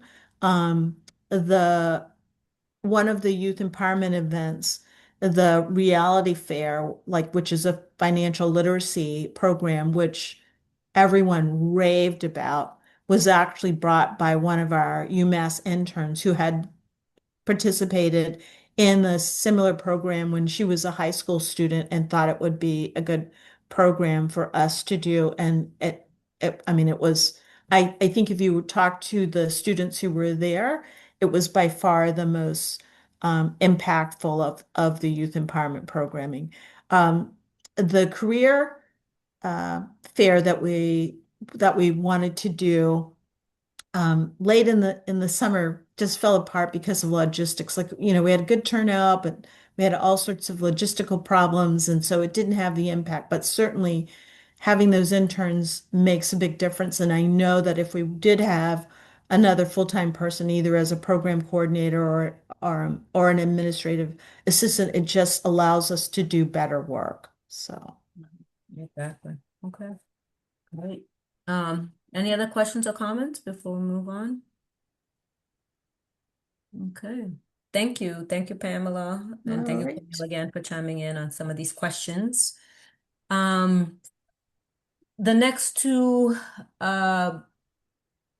topics that we have, well, at least one, I don't know if the other one we might have a little bit more to talk about, but with the Youth Empowerment Center, I don't really have any updates because of being busy with some of the other things that we were working on around Resident Oversight Board and then just kind of looking at ICE and being more supportive of our community. I didn't really have time to again contact Paul, but I know I already had contacted him twice already and still haven't heard from him.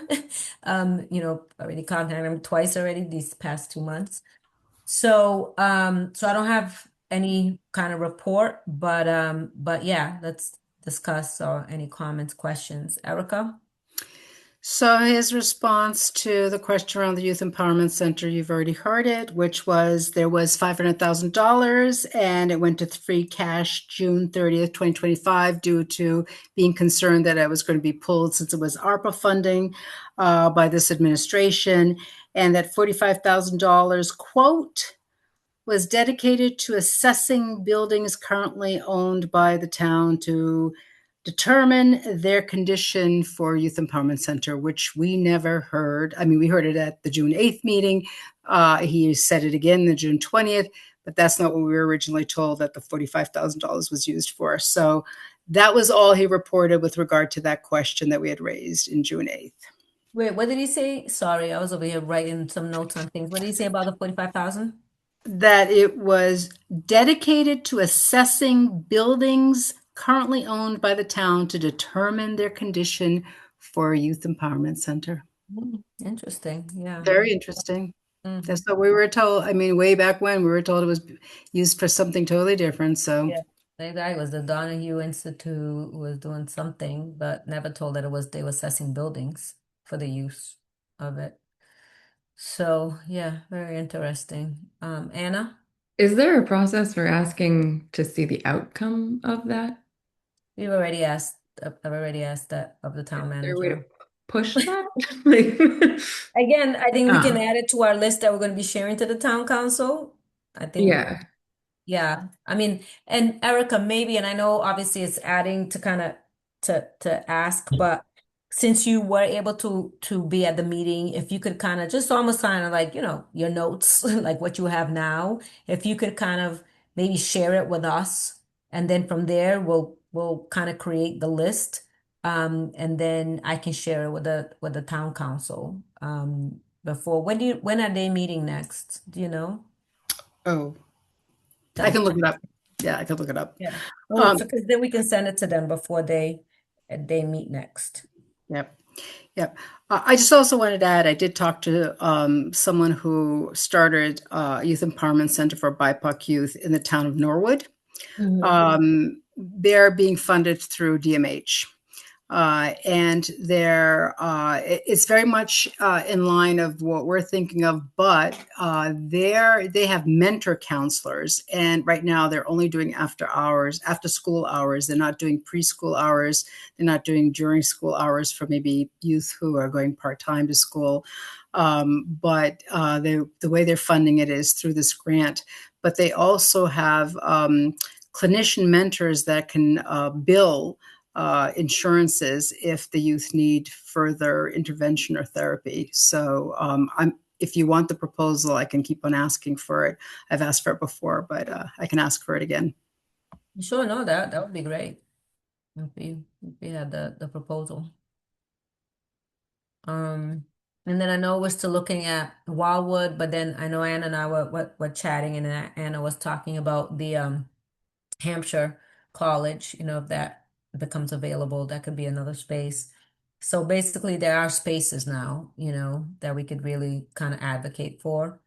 So we just need to continue the pressure to see, but again, I don't think we're going to get it from the town manager. Obviously, he's not being responsive. So we need to go to the town council and Hala to see if, as our liaison, if she can bring it up, because one of the things, remember, we talked with Hala during our retreat is that she could bring these things up, because there's that point in the meeting where town councilors are asked, those are our liaisons, if they have anything to bring up during the town council meeting. So Hala could be bringing these things up too. So, so I think when we do the list for the town council, maybe I'll just do a special kind of email. Of course, Hala will be included there, but do a special email to Hala in regards to it. So Anna? Yeah, wanted to, but the point you were making about Hampshire, that had come up in conversation, as there are, a few existing departments in the town that have sort of aligned either needs or there's other departments looking for space. Amherst Rec right now is in the sort of temporary space. The senior center needs more space. And that, yeah, like continuing to pressure the town council, continuing to pressure the town manager, and also talking to other folks and seeing where we can sort of make sure we're included in those conversations when people are talking about spaces and programs and things like that that we would that our youth center would fit into. Kind of working all of those angles simultaneously will hopefully get us further. Yeah, because someone was saying that he was going to create some type of committee. Yeah, that was what was in one of the discussions in one of the town council meetings. There's supposed to be, I think that was specifically for Wildwood. There was Yeah, going to be a committee about that. Yeah, exactly. And that, yeah, I know for folks, talking to folks who work at Amherst Recreation that are in that space right now, their impression is it's going to be, if it is a space that could be used, it won't be soon, that there's a lot of work that needs to be done. And there's a good chance that the budget for getting it sort of long-term and habitable between the mold and other things is going to be tougher. So making sure that we're just sort of keeping on top of a committee that does exist to come into existence for that, and pushing our agenda there, making our needs plain, but then at the same time kind of seeing other town departments or programs that also would consider that space. If that doesn't end up working out, where do they end up landing, and can we work in coalition? Thank you. Okay. The next item is ICE updates. Like I had said during the member reports, we've been looking at, myself and others, in terms of how to support our vulnerable members in our community, our neighbors, our friends who are being obviously possibly targeted or have been targeted or are afraid and intimidated because of what's happening around ICE. So, that's something that we're going to continue to do. I know, Erica, you had kind of circulated something around. I wasn't able to read it as of yet, but I don't know if you did, if there's anything you want to share in regards to that. Yeah, it was sort of an analysis of the law that our governor put out stating what is protected and what's not, which I think is really important. And this is an advocate who looked at the law and applauded the fact that we have one that sort of reiterates that there are safe spaces like schools, hospitals, courts, but no one's going to enforce it. What the state has done is, or what our governor has done, is put a complaint line that residents can, submit complaints with regards to any illegal acts by ICE. But that's after the fact. And so, yeah, so he actually shows where there are major gaps, especially from one's home to school, one's home to hospital, one's home to courts, etc. And just, I think in the past year, there were 76 arrests at courthouses. So even though, again, it's he applauds the fact that our state is doing it, but it just doesn't seem like there's any teeth. And also, the law says that no police at this point in time forward, but it doesn't say retroactively, cannot be deputized to be part of ICE. So who knows about all the departments prior to this. So I think it's worth reading because it does show all the vulnerabilities and why people still feel very vulnerable and very scared, even though our state is one of the most progressive in trying to put in protections, but they're just not enough. Yeah, and I've heard of Yeah. at least another more recent incident where someone did get snatched and snatched, abducted by Yeah. ICE Yeah. on their way to court. So, like you said, on the way to different places, they're getting snatched. I'm not saying it wasn't our community. It wasn't. Yep. It was someplace Yep. else, but it was, Yep. closer. It was in Massachusetts. closer by and stuff like that. So that is happening, and people are afraid, of going to, like you said, going to different, like to the hospitals, to even those, hospitals, schools, courts are supposed to be these safe havens. They're afraid to go, which is something that we've always said, no, you should, right? You should take care of your health. You should be law-abiding citizens and go and, if you have to go deal with a warrant or deal with whatever, citation, you go show up at court to deal with it. And now, if people show up, there you go. Right. And so one of the things it sort of underlines is don't call the police because they're not going to interfere and they're not required to. Call a lawyer, an immigration lawyer. Yeah. And Lucy. Yeah, So exactly. I want to add something to that because I'm on a listserv that when it was signed, I was sent notification on that through the court system. And so I think it offers strong protections. I get what the person in the article was saying, but his argument was, people going from point A to point B, those are all public spaces that you cannot limit um, law enforcement in those public spaces. So, but the restrictions I thought were the strongest, the corporation restrictions, because it significantly limits law enforcement, sheriff, court involvement in any federal civil immigration enforcement, including restricting questioning about immigration status, honoring ICE detainers, and sharing non-public information with ICE, with some limited exceptions.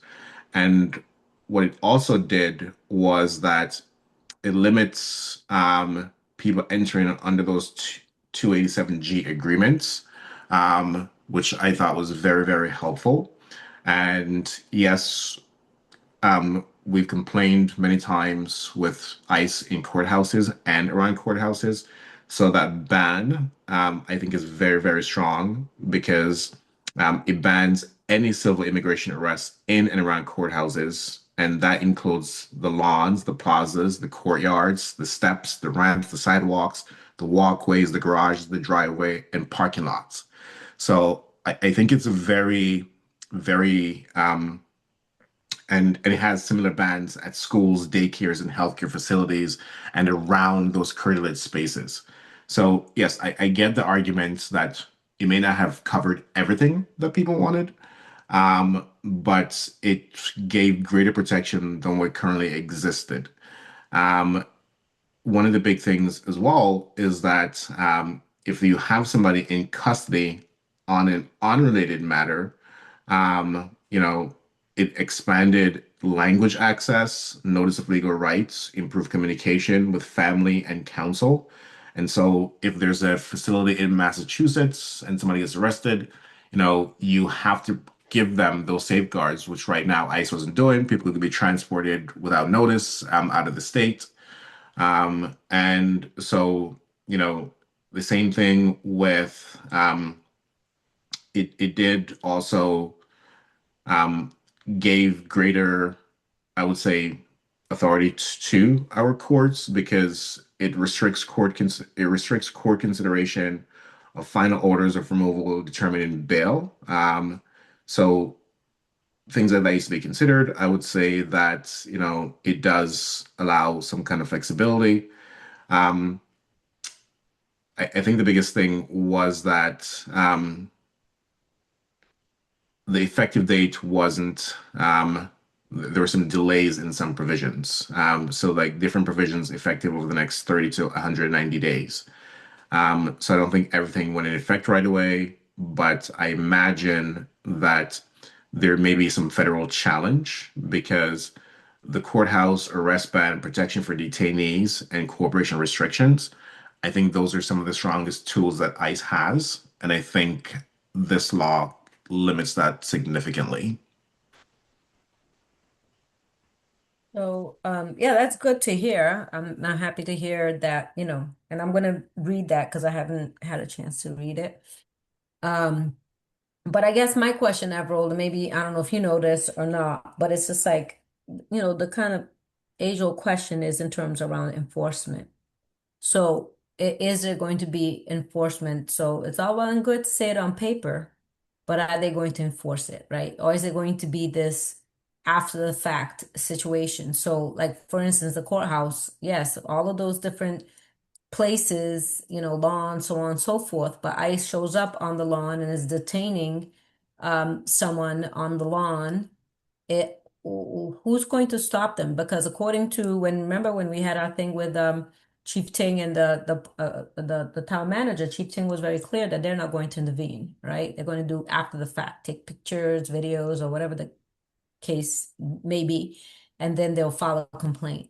So is that what's going to happen? Is that what this law? Because like again, I haven't read the specifics, so So um, one of the things that he had alluded to is that there were no statutory safeguards for them to do anything. I would argue that this new law allows them to take some action. So I don't think, I'm sure they're going to, there's going to be arguments made that we still can't do anything. I would object to that argument because if there's a law that says that in these areas, ICE cannot do anything.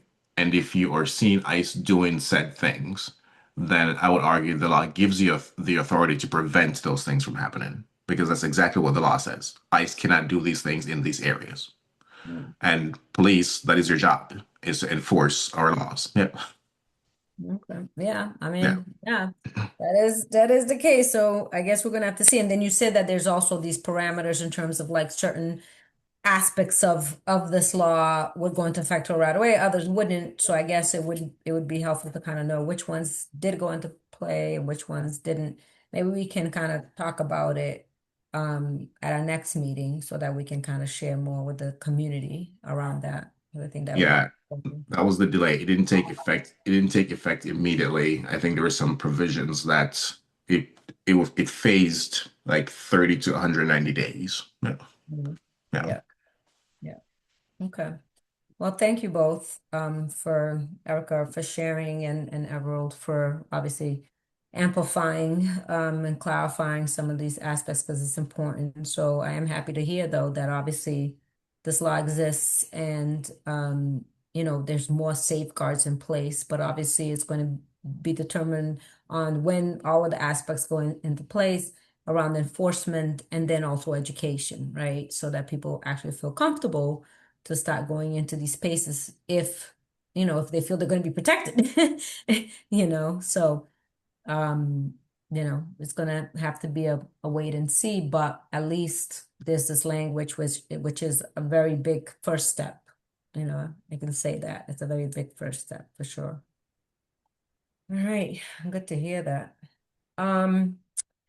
If there are no more questions in regards to that, the only thing, like I said, is for us to just kind of read up on that and read up on the law if you can, so that we can have a further robust discussion during our next meeting. We will discuss. Oh, wait 1 second. My son just came in. No, you don't need anything. All right, he just left. Erica?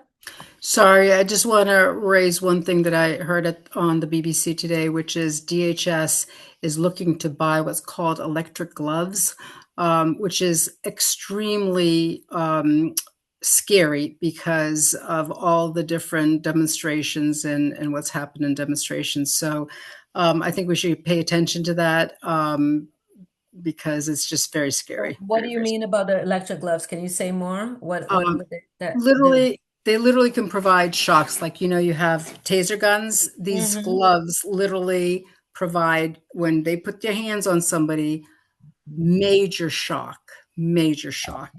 And the rationale is that the ICE officers have been assaulted, attacked, blah blah blah. It's and I'm not saying that their safety is not important, but they've been putting themselves in situations where people are practicing their freedom of speech, their right to protest, and the majority has been peaceful protests. And so it is very much of concern because we see that there's a suppression of freedom of speech happening, and the right to protest. They want to squash that. So it's something that we should be very attuned to in terms of if that happens. Yes, thank you for sharing that. And I mean, also, I'm sure some of you have heard this in terms of, a lot of the populations that have lost their temporary protected status. I've been hearing these horrific reports of like ankle monitors being placed on people. And these are people who were here legally because of the horrors that they were facing in their country. And so they were here legally, working, abiding citizens in our country, and now are being treated as criminals. And some are equating, and and for me, it really is heartbreaking to like chains on someone's ankle. Like what was happening in this country, hundreds of years ago, and obviously in some, parts possibly still happening, in other parts of the world still happening, which is slavery, right? Enslavement. So again, the tactics, right? When you're saying about the electric gloves and putting ankle, bracelets around people who are here legally. Let's say that again. These are not people who, were undocumented or overstayed. Nothing. These are people that followed the law and were here legally and just, got, you know, their status ended because of the Supreme Court, decision, and now they're all in this unprotected, status now, and now are being treated as criminals and less than humans, right? When you're putting ankle bracelets, saying like they can only go within a certain vicinity and things like that, 75 miles. I mean, what is happening? What is happening again? It is just horrific. It's So, horrific. But this is what's happening in our country right now. so that's a very good point, Deborah. And given that we're talking about immigration, yes, the series of summer cases that came down, the biggest one was at TPS. The current administration can end TPS at will, and I think I think we've seen it already ended for Haiti, if I'm not mistaken. Yep, Haiti and Syria Yep. too. And I know that September 6th is for El Salvador. Oh, wow, I Um, didn't know that. yes, and it's either September 6th or September 9th. And um, so, you know, with some people who have TPS, there is required check-in that some people used to do. And now that TPS is, I'm going to use the word legally ended, people might start getting those notices of deportation or notices to report. And so people needs to be mindful of that and be prepared for that. Um, a notice to appear is exactly that. They may send you something to say you have to appear at this center on this particular date. There is no guarantee that that person is going to be allowed to leave that center. So people should, unfortunately, start making very decisive plans as to what happens and, arguably not go alone if it's an option to not go alone. That way somebody knows what is happening. But it is going to be very, very, to your earlier point, very, very sad, very, very unfortunate. But a lot of people are about to lose their legal status, just like that. And I suspect, given the administration's rhetoric and their intent of mass deportation, that may start happening very, very quickly with these TPS statuses being terminated. Yeah. Yep. Thank you, Errol, for letting us know that. Anna? I just wanted to add to what Deborah was saying, that as you mentioned, Deborah, I've been working with the Luce group here in Amherst and trying to support all of our vulnerable immigrant community members the best that we can. Obviously, for a lot of folks who are in that vulnerable position, it's really scary to make themselves known. So it can be a little bit harder sometimes to know exactly who needs what. But that I know the Pioneer Valleys Worker Center, Bijan, which is a bond and like immigrant support group that's Boston-based but covers all of Massachusetts. There are a number of resources for things like court accompaniment. So for people that do end up with this scary notice, they have to appear earlier and don't want to be there alone. There's a few different ways to access help like that. So I'm connected to people that sort of know how to get into that, the Pioneer Valley Worker Center. But just I hope that people will reach out if that is something that they need support with, because there's plenty of people who want to be there and, have been trained on what, it might be changing because of the Protect Act, but sort of what procedures are for what can and can't be done where and can help those folks who need that support. I want to ask, since we have Camille on, yeah, I don't see Pamela because actually I meant to ask Pamela, but then I forgot. Um, is there a link right now on the town website in terms of resources like Luce and other resources for our immigrant communities? Because I was thinking if there is, that we should also put that link on our website, like on our page, so that it's kind of right and center, because I'm sure people are going, to our page to kind of, get the agenda, get this, get that, but also they'll have that information there so that they can share with their neighbors and their friends.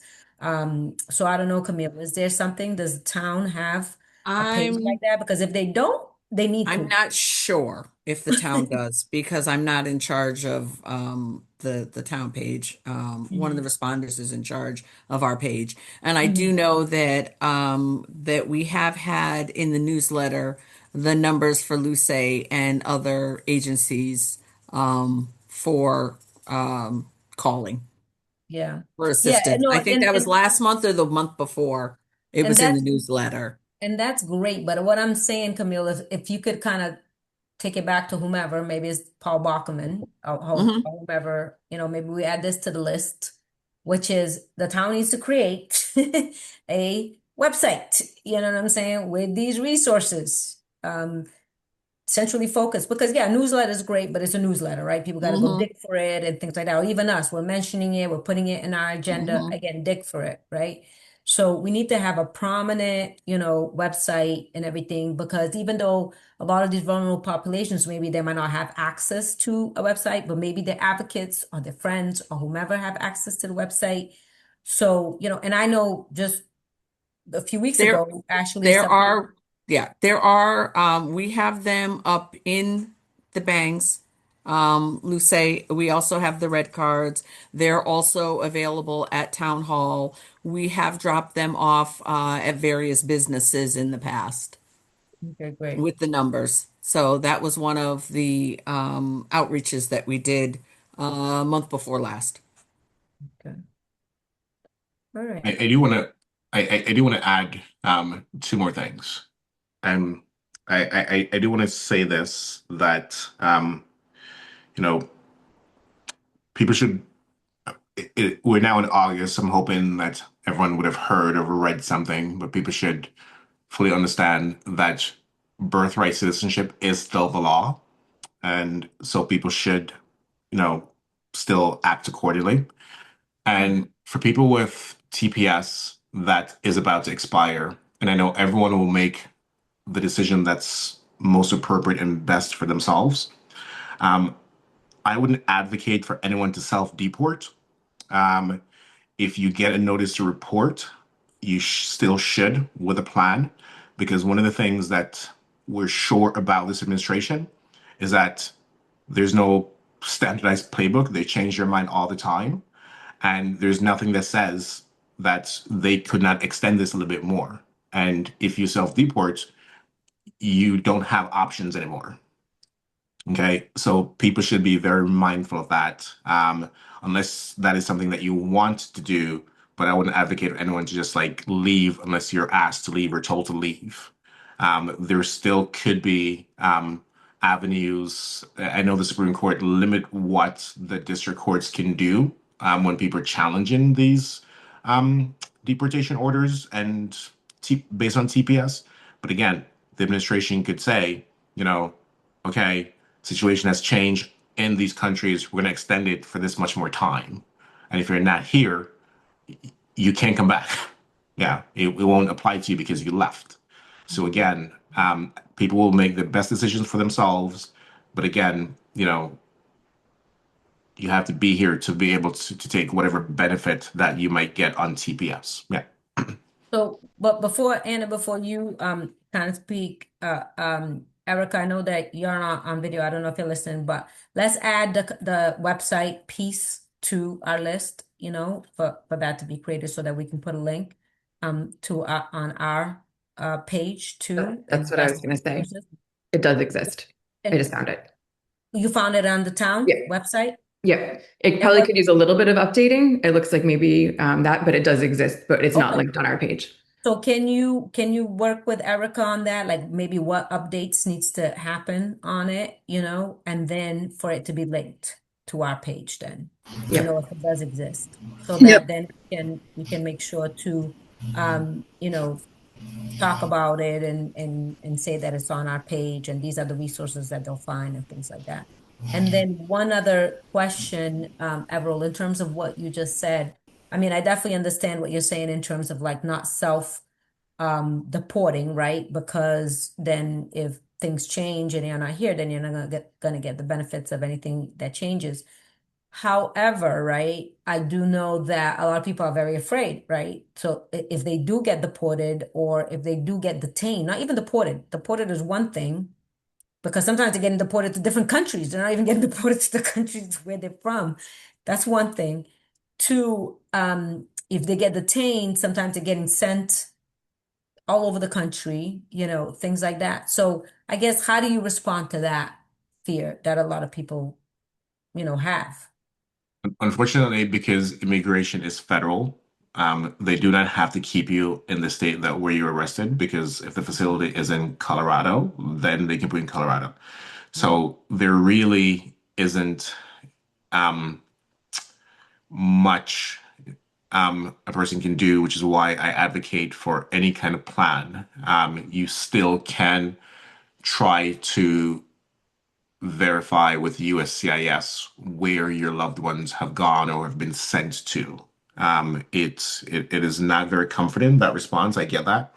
But that is the reality of the situation. And again, as I said, if there is, you know, they are going to move quick. If they're going to do what I suspect they are, might try to do. And so the plan is literally, for people who, to your point, have been here for years with lives rooted in the communities, to say, I'm going to go do this check-in and then I may not come back. It's a horrifying thing. But literally, unfortunately, um, that is what people need to do. Now, if you have, and people should understand this as well, if you have TPS and understand that TPS is ending, but if you're trying to adjust your status and you have an application pending with USCIS through some other pathway to either getting a green card, you have some kind of protection, and you should, if you're working with an attorney or a center or an advocate, you should have those conversations to say, does this apply to me? I have an application pending, and am I one of those people that, because you have an application pending, there are some ways that, if you had TPS, you could have secured a legal pathway. One of the ones is, for example, I know that one of the things that the courts have held when it comes down to advanced parole, if you came here, without going through an immigration inspection, but you went through the process, you applied for advanced parole, you were granted advanced parole, and you left, and then you came back through a traditional port of entry through an immigration officer that actually does have some lawful status. And so even though you still have TPS, again, So have those conversations with whatever immigration attorney you're working with or advocate you're working with to ask those kind of questions to say, but I did this and this and this, before you go to these check-ins, just to make sure that when you're there, because sometimes you may not be allowed to have an attorney with you, you can advocate and say, and quite frankly, bring all the immigration paperwork that you have, especially the receipts that show that you have a case pending, or something in process with USCIS. You know, they can't really deny those because it comes from USCIS. Yeah. Thank you. Any other comments, questions?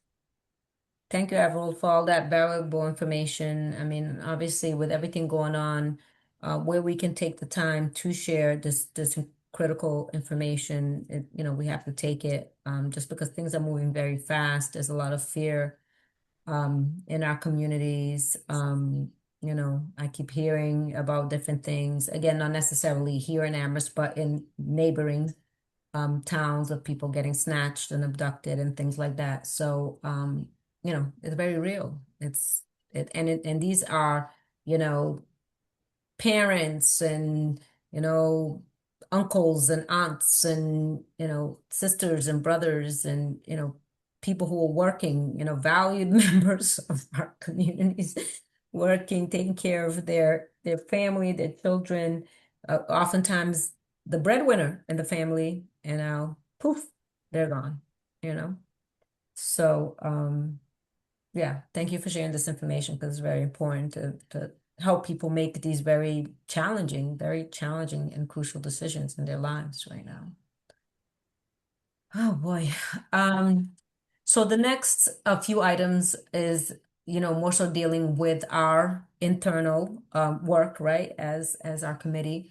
The first one is around our membership, and then also voting for our co-chair, thinking about, anyone that wants to nominate themselves, or we can nominate people to see if they want to take this on. And then our vote, because I really need a co-chair. I can't do this by myself. And this our group has always had co-chairs, and it's the only way to really kind of do this work, given we're a volunteer group and how busy we all are, and really kind of going off of our strengths and weaknesses and things like that, and working with each other in terms of these things. But I guess before I go to you, Erica, the only other thing I want to say is that I hope we can vote today. Do we have like the majority or something? 3, 4, 5, 6. I think so. Okay. There's 6 of us. 1, 2, 3, Yeah, 4, so we have a majority. 2, 3, 4, 5, 6. I believe so. Yeah, so we can. Yay. But Erica, go ahead.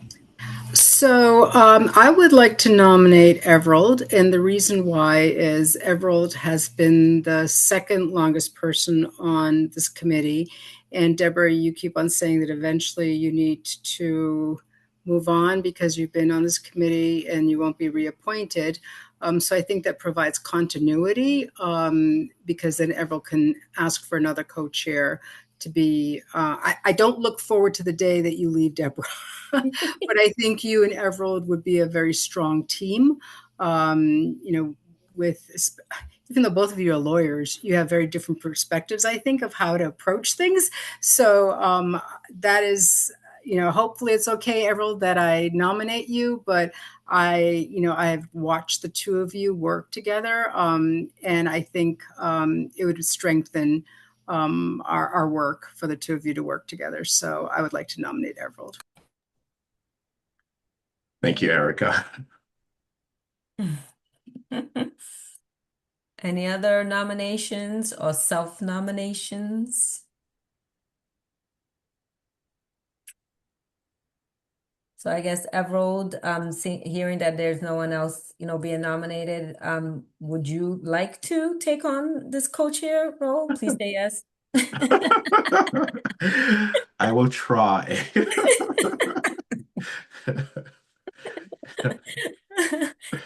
So is that a yes?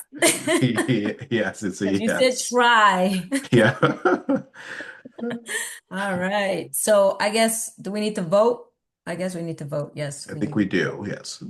So, I guess, can someone make a motion to, I make a motion officially that we take nominate? a vote on having Everald be co-chair to you, Deborah. Second. Okay. So, oh, wait, we have a question from Bridget. I was just voting yes. Oh, okay, because I was ready to do the roll call actually. So you beat me to it. So roll call and Bridget, what is it? Just for the formal part of it? Yes. Okay, awesome. Erica, Yes. Anna, Yes. Everald, I think you can still vote for yourself. So Everald, I think so, yes. and then Deborah is a yes. Yay! Everyone here unanimously. And then obviously, we have Lisette that wasn't able to attend, and we have one vacancy right now. So, okay, awesome. Um, and Everald, just so you know, I don't know if you were on when I said it. So just for everyone to know, so Lisette is having to step away for right now, just personal reasons.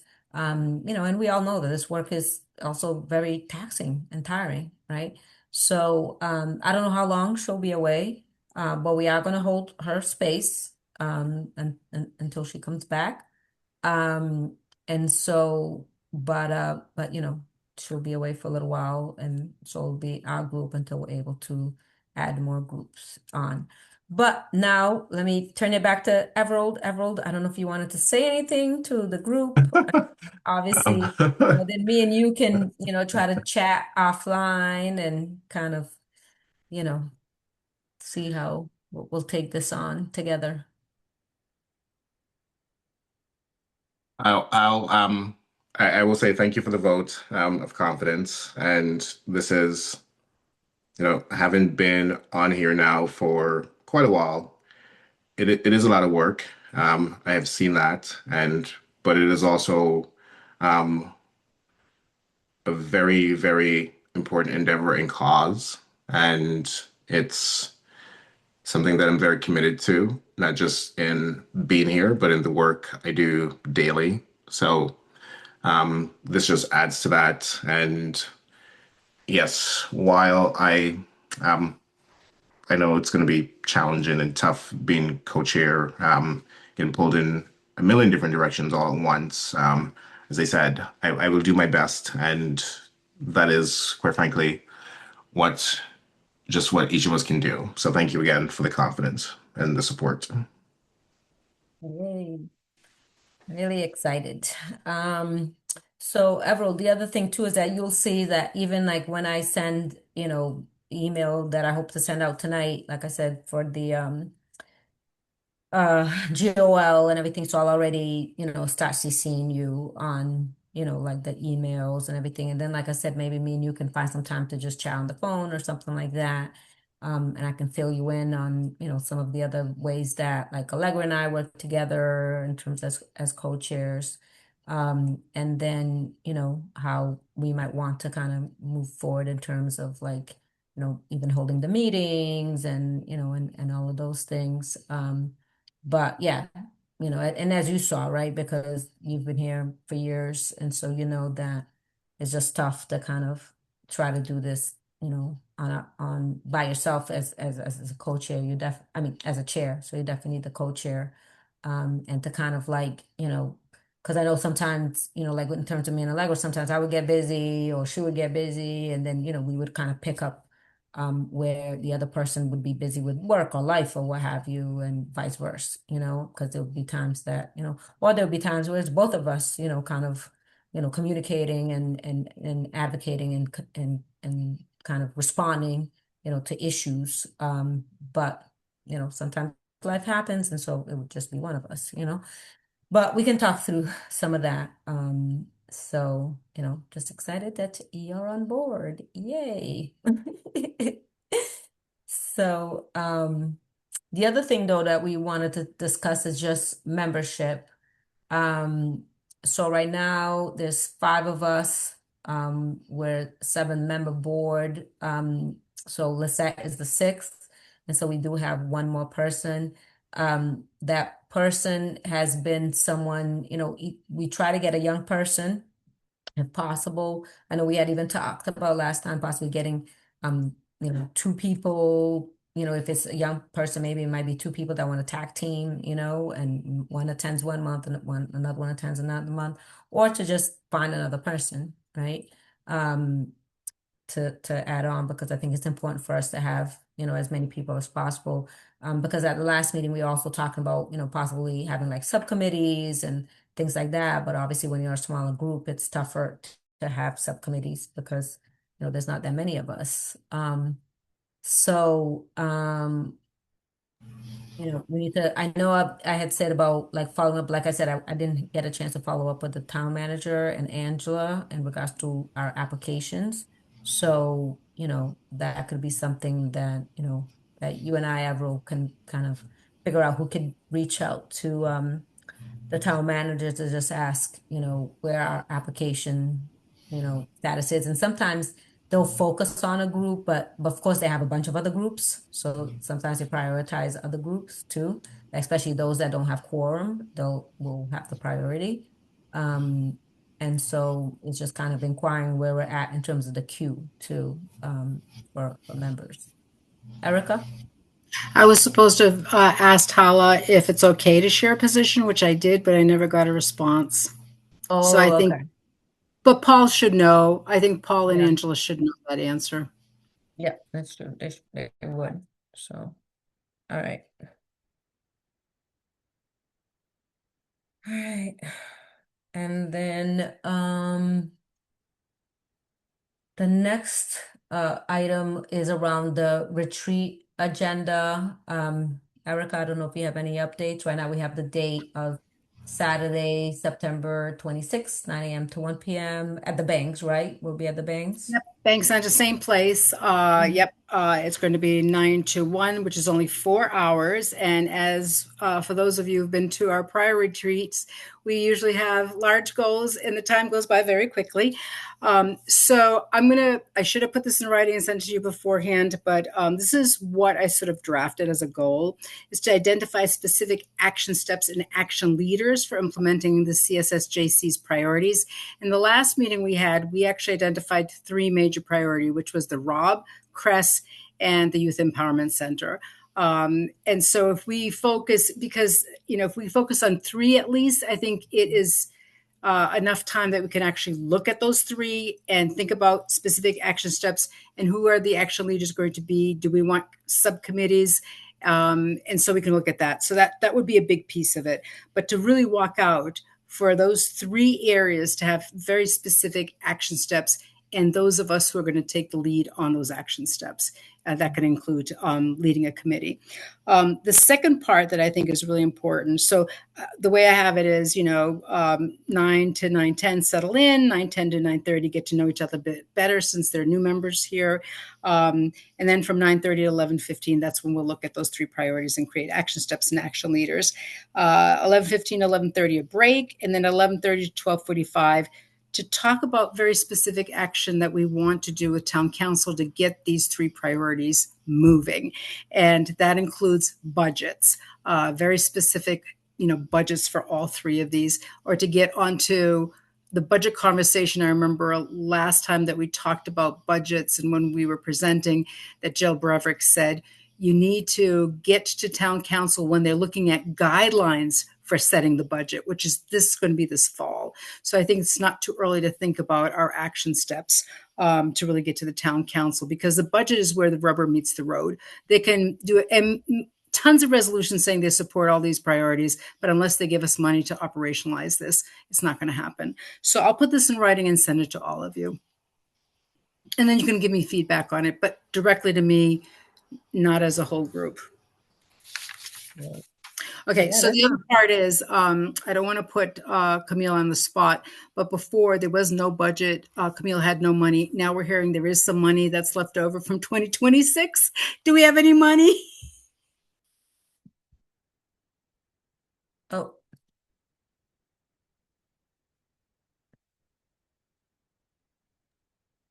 I will be meeting with fiscal next week, so I will let you know.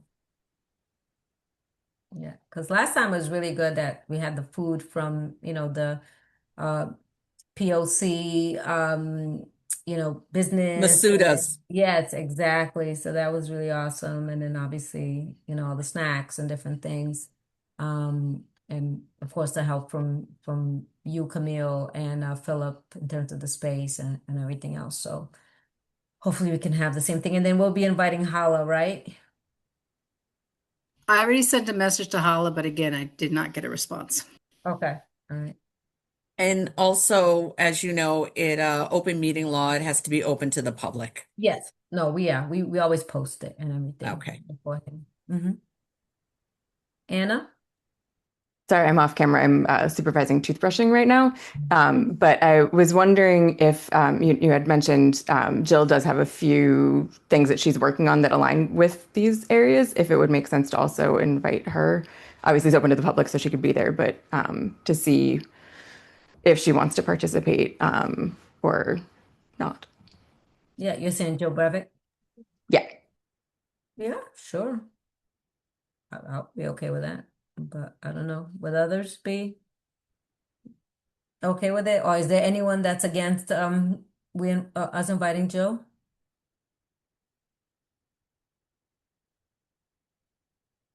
Hearing none. Yeah, let's invite her. She's been a great collaborator with our group, so. All right. So with the retreated agenda, then Erica, you're in good shape. I mean, obviously, I think we're in line with the agenda items. That sounds perfect in terms of focusing on those three major items, and then towards the end, really thinking about actionable items to bring to the town council. We learned last time, budget, budget, budget, and early and often, and getting on their agenda.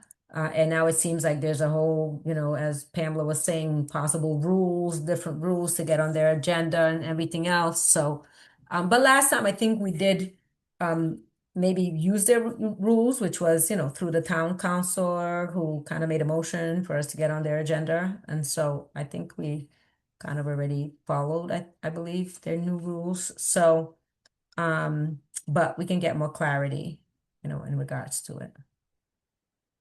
And then the other item was around the in-person meeting. So at the last meeting that we had, we discussed just because, a lot of times it's more difficult to just kind of talk through Zoom and things like that. Maybe even like town people might not feel comfortable, or maybe not have access to Zoom to come and talk to us and things like that.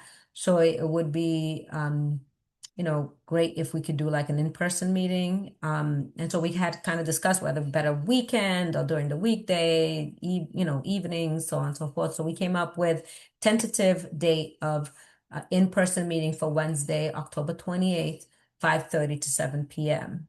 And so, wanted to talk more about it. I'm thinking like if we do the 5:30 to 7 p.m., maybe we could try to have again some food there, because it would kind of run into like, dinner time, um, maybe possibly daycare, if possibility, there. Um, I mean, I guess we couldn't do like interpreter or whatever because we wouldn't know what languages, but I don't know if we have access to the pocket interpreter thing, because that would be cool for us to have there in person in case any town person would come that English is not a first language, so that they would be able to use that to at least, be able to engage with us a little bit. Because what we want to do is obviously be more accessible and available to townspeople attending the meeting in person and possibly, being there to engage during the public comment in a different way than they would do in the Zoom, and for them to be there, while we're discussing our topics and things like that, which would be a different feel. But I would want them to be able to understand what we're saying. So that ergo the pocket translator, I guess is the name of it. If we would be able to get access to that. But what are people's thoughts? Because now we've had like a month to kind of marinate and think more about it. But those were some of the thoughts that were coming to my mind. But other thoughts, comments, questions? would it be done in the town room? Is there a location for in person? Yeah, I think that those are all kind of questions that we were bringing up, either the town room or banks. I don't know if we want to do necessarily hybrid this time around, even though we did discuss like a possibility for doing hybrid, a hybrid meeting, in the future. Maybe the town room might be better for that. But um, but I'm thinking somewhere, at least me, I was thinking somewhere, like the banks, where this could be a little bit less kind of, maybe intimidating, because I think some folks with the town room, they might feel a little bit like uncomfortable going there. But I don't know, that's just from, some of the feedback I had received from some certain town folk, but It has to be hybrid. I mean, we can be in person, but because of the acts that permits meetings to be done virtually, there has to be a provision for virtual, I think. has to be because remember but when we post our retreat, we just post it and we just do it in person. Isn't that a little bit different than an actual meeting? I have to look at the No. act. No, I think, Everett, my understanding of the law is that it extends the ability for you to have virtual meetings because it was under COVID, but you're not required to have virtual meetings. I think the reason why people have hybrid is because some people feel it's actually more accessible being in your home as opposed to driving downtown and going to a meeting. So town council does it hybrid, they continued. But I don't think there's anything in the law that requires us to do one or the other at this point. So even if we have like in person, we don't have to make it um hybrid. No. Yeah, that's what I was thinking, but I don't know, Camille, do you have an answer to that? The more definitive?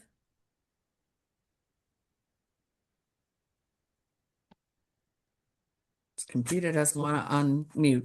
No, I do not. As you read in the beginning, when you read through that, I think it said something about that it can be in Yeah. person or hybrid. hmm Yeah, so it's just like it allows us, it says this meeting will be conducted via remote because, of that, the extension pursuant to the extension of it, but it doesn't say that it has to be just that this way, you know? Um, I think that's more for accessibility. I do know that some of the school committee meetings are in person only and not virtual. So I don't know. I assume it's the same law that would cover that, but mhm. Yeah, I think as long as we post it and, we make it um known and that would be the point too, right? To be able to have town people attend the meeting as if, what happened if it was um you know virtual. So, but what about that date and time? Does that still work for people? Um because Works. that would mean on the 28th, we would have that in person, but we would still have a regular meeting on the 14th of October. So that month we would have two meetings, just to be clear. So it's not something that we'll be doing every month, obviously, but it's just like we would test it out, kind of pilot it and see if we liked it, and then maybe we could do it again in the future. So for that month, we do two shorter meetings. Um, if it would be what? Is it two shorter meetings? Is that the intent for that month? Well, I mean, for the 14th, it would be our regular meeting, however that long that went. And then the 28th, it would be, another meeting. Unless, oh yeah, I see what you're saying. Like maybe Yeah. we could do like maybe some of our agenda items and then do other Oh, agenda items. yeah, because I was going to Yeah, say if we do that's true. two meetings back to back, what will be on the agenda for the second meeting? Yeah, that's true. That's Yeah. true. Good point. Yeah. So yeah, so we could do something like that, like maybe what we could do is decide for that month what agenda items we want for the 14th. I mean, yeah, for the 14th, and then what agenda items for the 28th, maybe some of the more pressing ones on the 14th and then some of the other ones on the 28th. Okay. Good point. All right, so for now we'll continue, with the, just everyone mark their calendars, and then as we get closer, we can start discussing like the agenda items for both meetings. And then the last item before we go into public comment is the town council meeting planning. So we've already been talking about creating this list. And then Erica, if you could, again, be the point person for that and you can share it with us so we can add to that. And then we can send them the list before the next town council meeting. I know we are going to be discussing town council during our retreat, right? Our strategies for that. So I'm not sure if there's anything else then that we need to discuss in terms of that topic. Does anyone have anything else they want to share or discuss? I guess the only other thing I would ask you, Erica, because since you attended the last town council meeting, in terms of all of the points that we brought up, Allegra and I brought up during our presentation at the town council, was there anything else that the town manager addressed, or he didn't address anything else? So he did mention the review of APD protocols. A review of specific policies includes use of force, consent, searches, and pretextual vehicle stops, and protocols will be review of those protocols will be conducted in the fall. The fall, so nothing definitive, nothing. Nothing Okay, definitive. so we can ask for when in the fall, and what does that review entail? Right, exactly. What's the And outcome of those reviews? yeah, and then Anna already mentioned this, that there's going to be the wording was community-driven study to evaluate the use of Wildwood. So that's the only other thing. And then the last thing is that there is the community liaison officer, Laramie, is retiring, and it looks like they're hiring another police officer. So they're hiring. Yeah, continue to hire.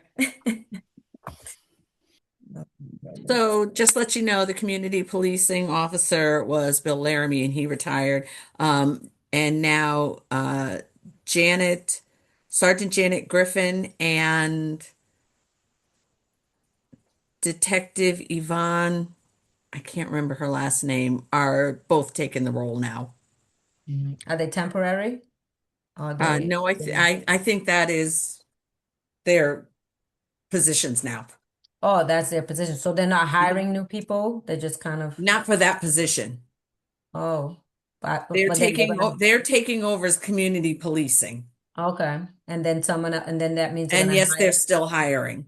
yeah, for their positions. Yep. Yes, they're hiring officers. Mm. Wonderful. It's so good that they get to hire, but yeah, Chris and DI don't get to hire anyone new. But okay, I digress. All right, thank you, Erica. But yeah, let's include all of that, in terms of your notes so that we can bring that up, to the town council. Okay, I think public comments. I know we had kind of like a short one in between, but I just want to give an opportunity for anyone else that wants to make public comment at this point. I see one hand up.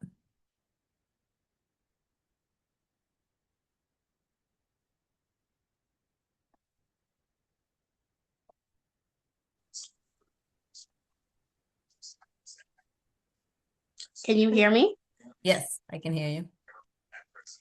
The school equity advisory committee will be at the first day, August 24th, Kendrick Park, and is looking for new members. So come check out our table. Thank you. Thank you so much. I appreciate it, Lauren. And then we have a second hand up.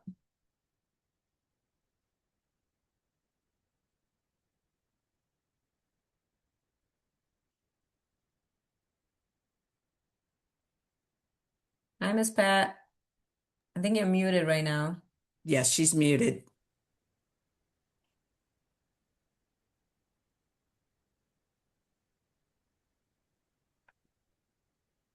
Miss Pat?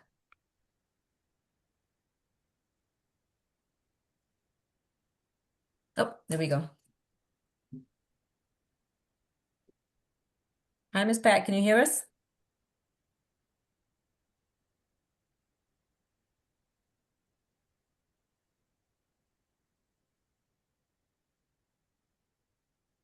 Hello?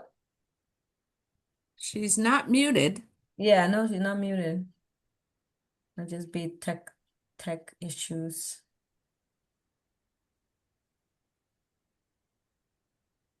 Give it a few more seconds. Miss Pat? Hmm. Yeah.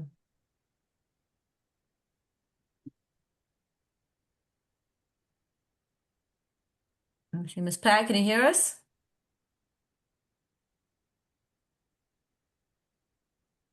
Mm, all right. Well, Miss Pat, maybe next time you can chime in, but thank you though for attempting to do public comment. If you want to send an email, anything to me, then I can include it in as part of the minutes. Wait, she's connecting audio, connecting to audio. Miss Pat? No. All right, Camille. I think we'll need to move on just because the hour is late. Mhm. Okay. There is no other hand up. Yeah. That's another hand up. All right, folks. So our next meeting is in September. It will be on September 9th. That will be the first official meeting with Everald as co-chair. Yay! So Everald and I will kind of, chat before then. And we'll start the meeting on the 9th. As usual, I'll send out the request, or myself or Everald actually will send out the request for agenda items. We'll kind of share what the agenda items are.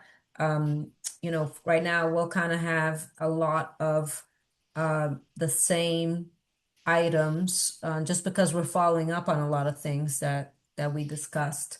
And we'll continue, discussing the retreat and the in-person meeting and, having the ICE discussions. But as always, if there's any other agenda items, then we can, move things around and add another agenda item. Okay. Um, and in terms of to-dos, I'm going to be sending out that email to Hala and Ann. I'll email Everald in terms of hopefully being invited to the GOL. Everald will do the talking points so that we can share with our community members. And then I'll contact Indy and the Gazette to share our letters so that they can post it. And then if we are not able to present, then I'll share the letter again with GOL. And then at least us, and whoever else we can get show up to the meeting, which will be on the 25th at 6:30 so that we can do public comment. Okay. I think that was the major one. Obviously, there's a list that's going out to the town council, and then, me communicating to Paul and Angela around members, and then a few other things, but those were some of like the highlights. Erica? Could I make a suggestion? If we can't get on the GOL agenda, how about we all take a piece of the letter and we literally read each of the pieces because we each have 3 minutes and we'll read it to them. Yes, ma'am. Great idea. Great idea. Yes.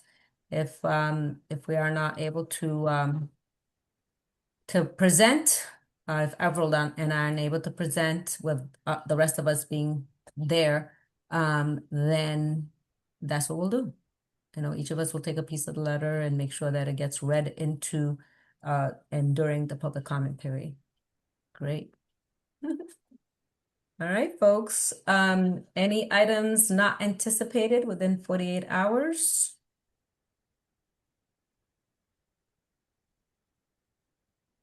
Oh, the only thing I guess that we didn't put on the agenda that actually Allegra did contact me about is that there is a student from UMass that is contacting us to see what, and they were already talking with Allegra in terms of how to, support us and things like that. So, but maybe what I'll do, Everell, I'll share that with you. And then if someone else is willing to take point on it, just because obviously I have so much that I'm juggling. But that's something that we can discuss next time.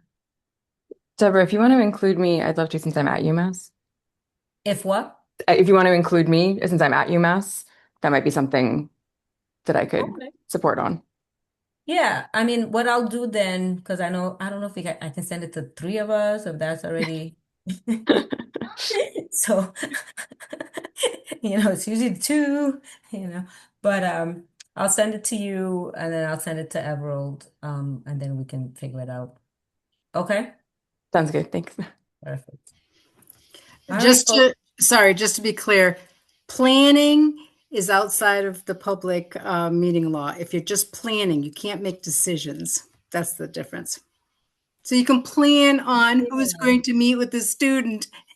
Are you sure? Because sometimes they're even planning their start, thing, whatever. But yeah, you're probably right that planning wouldn't be, in violation. So yeah, I just like to be safe rather than sorry, Absolutely, absolutely. I agree with you.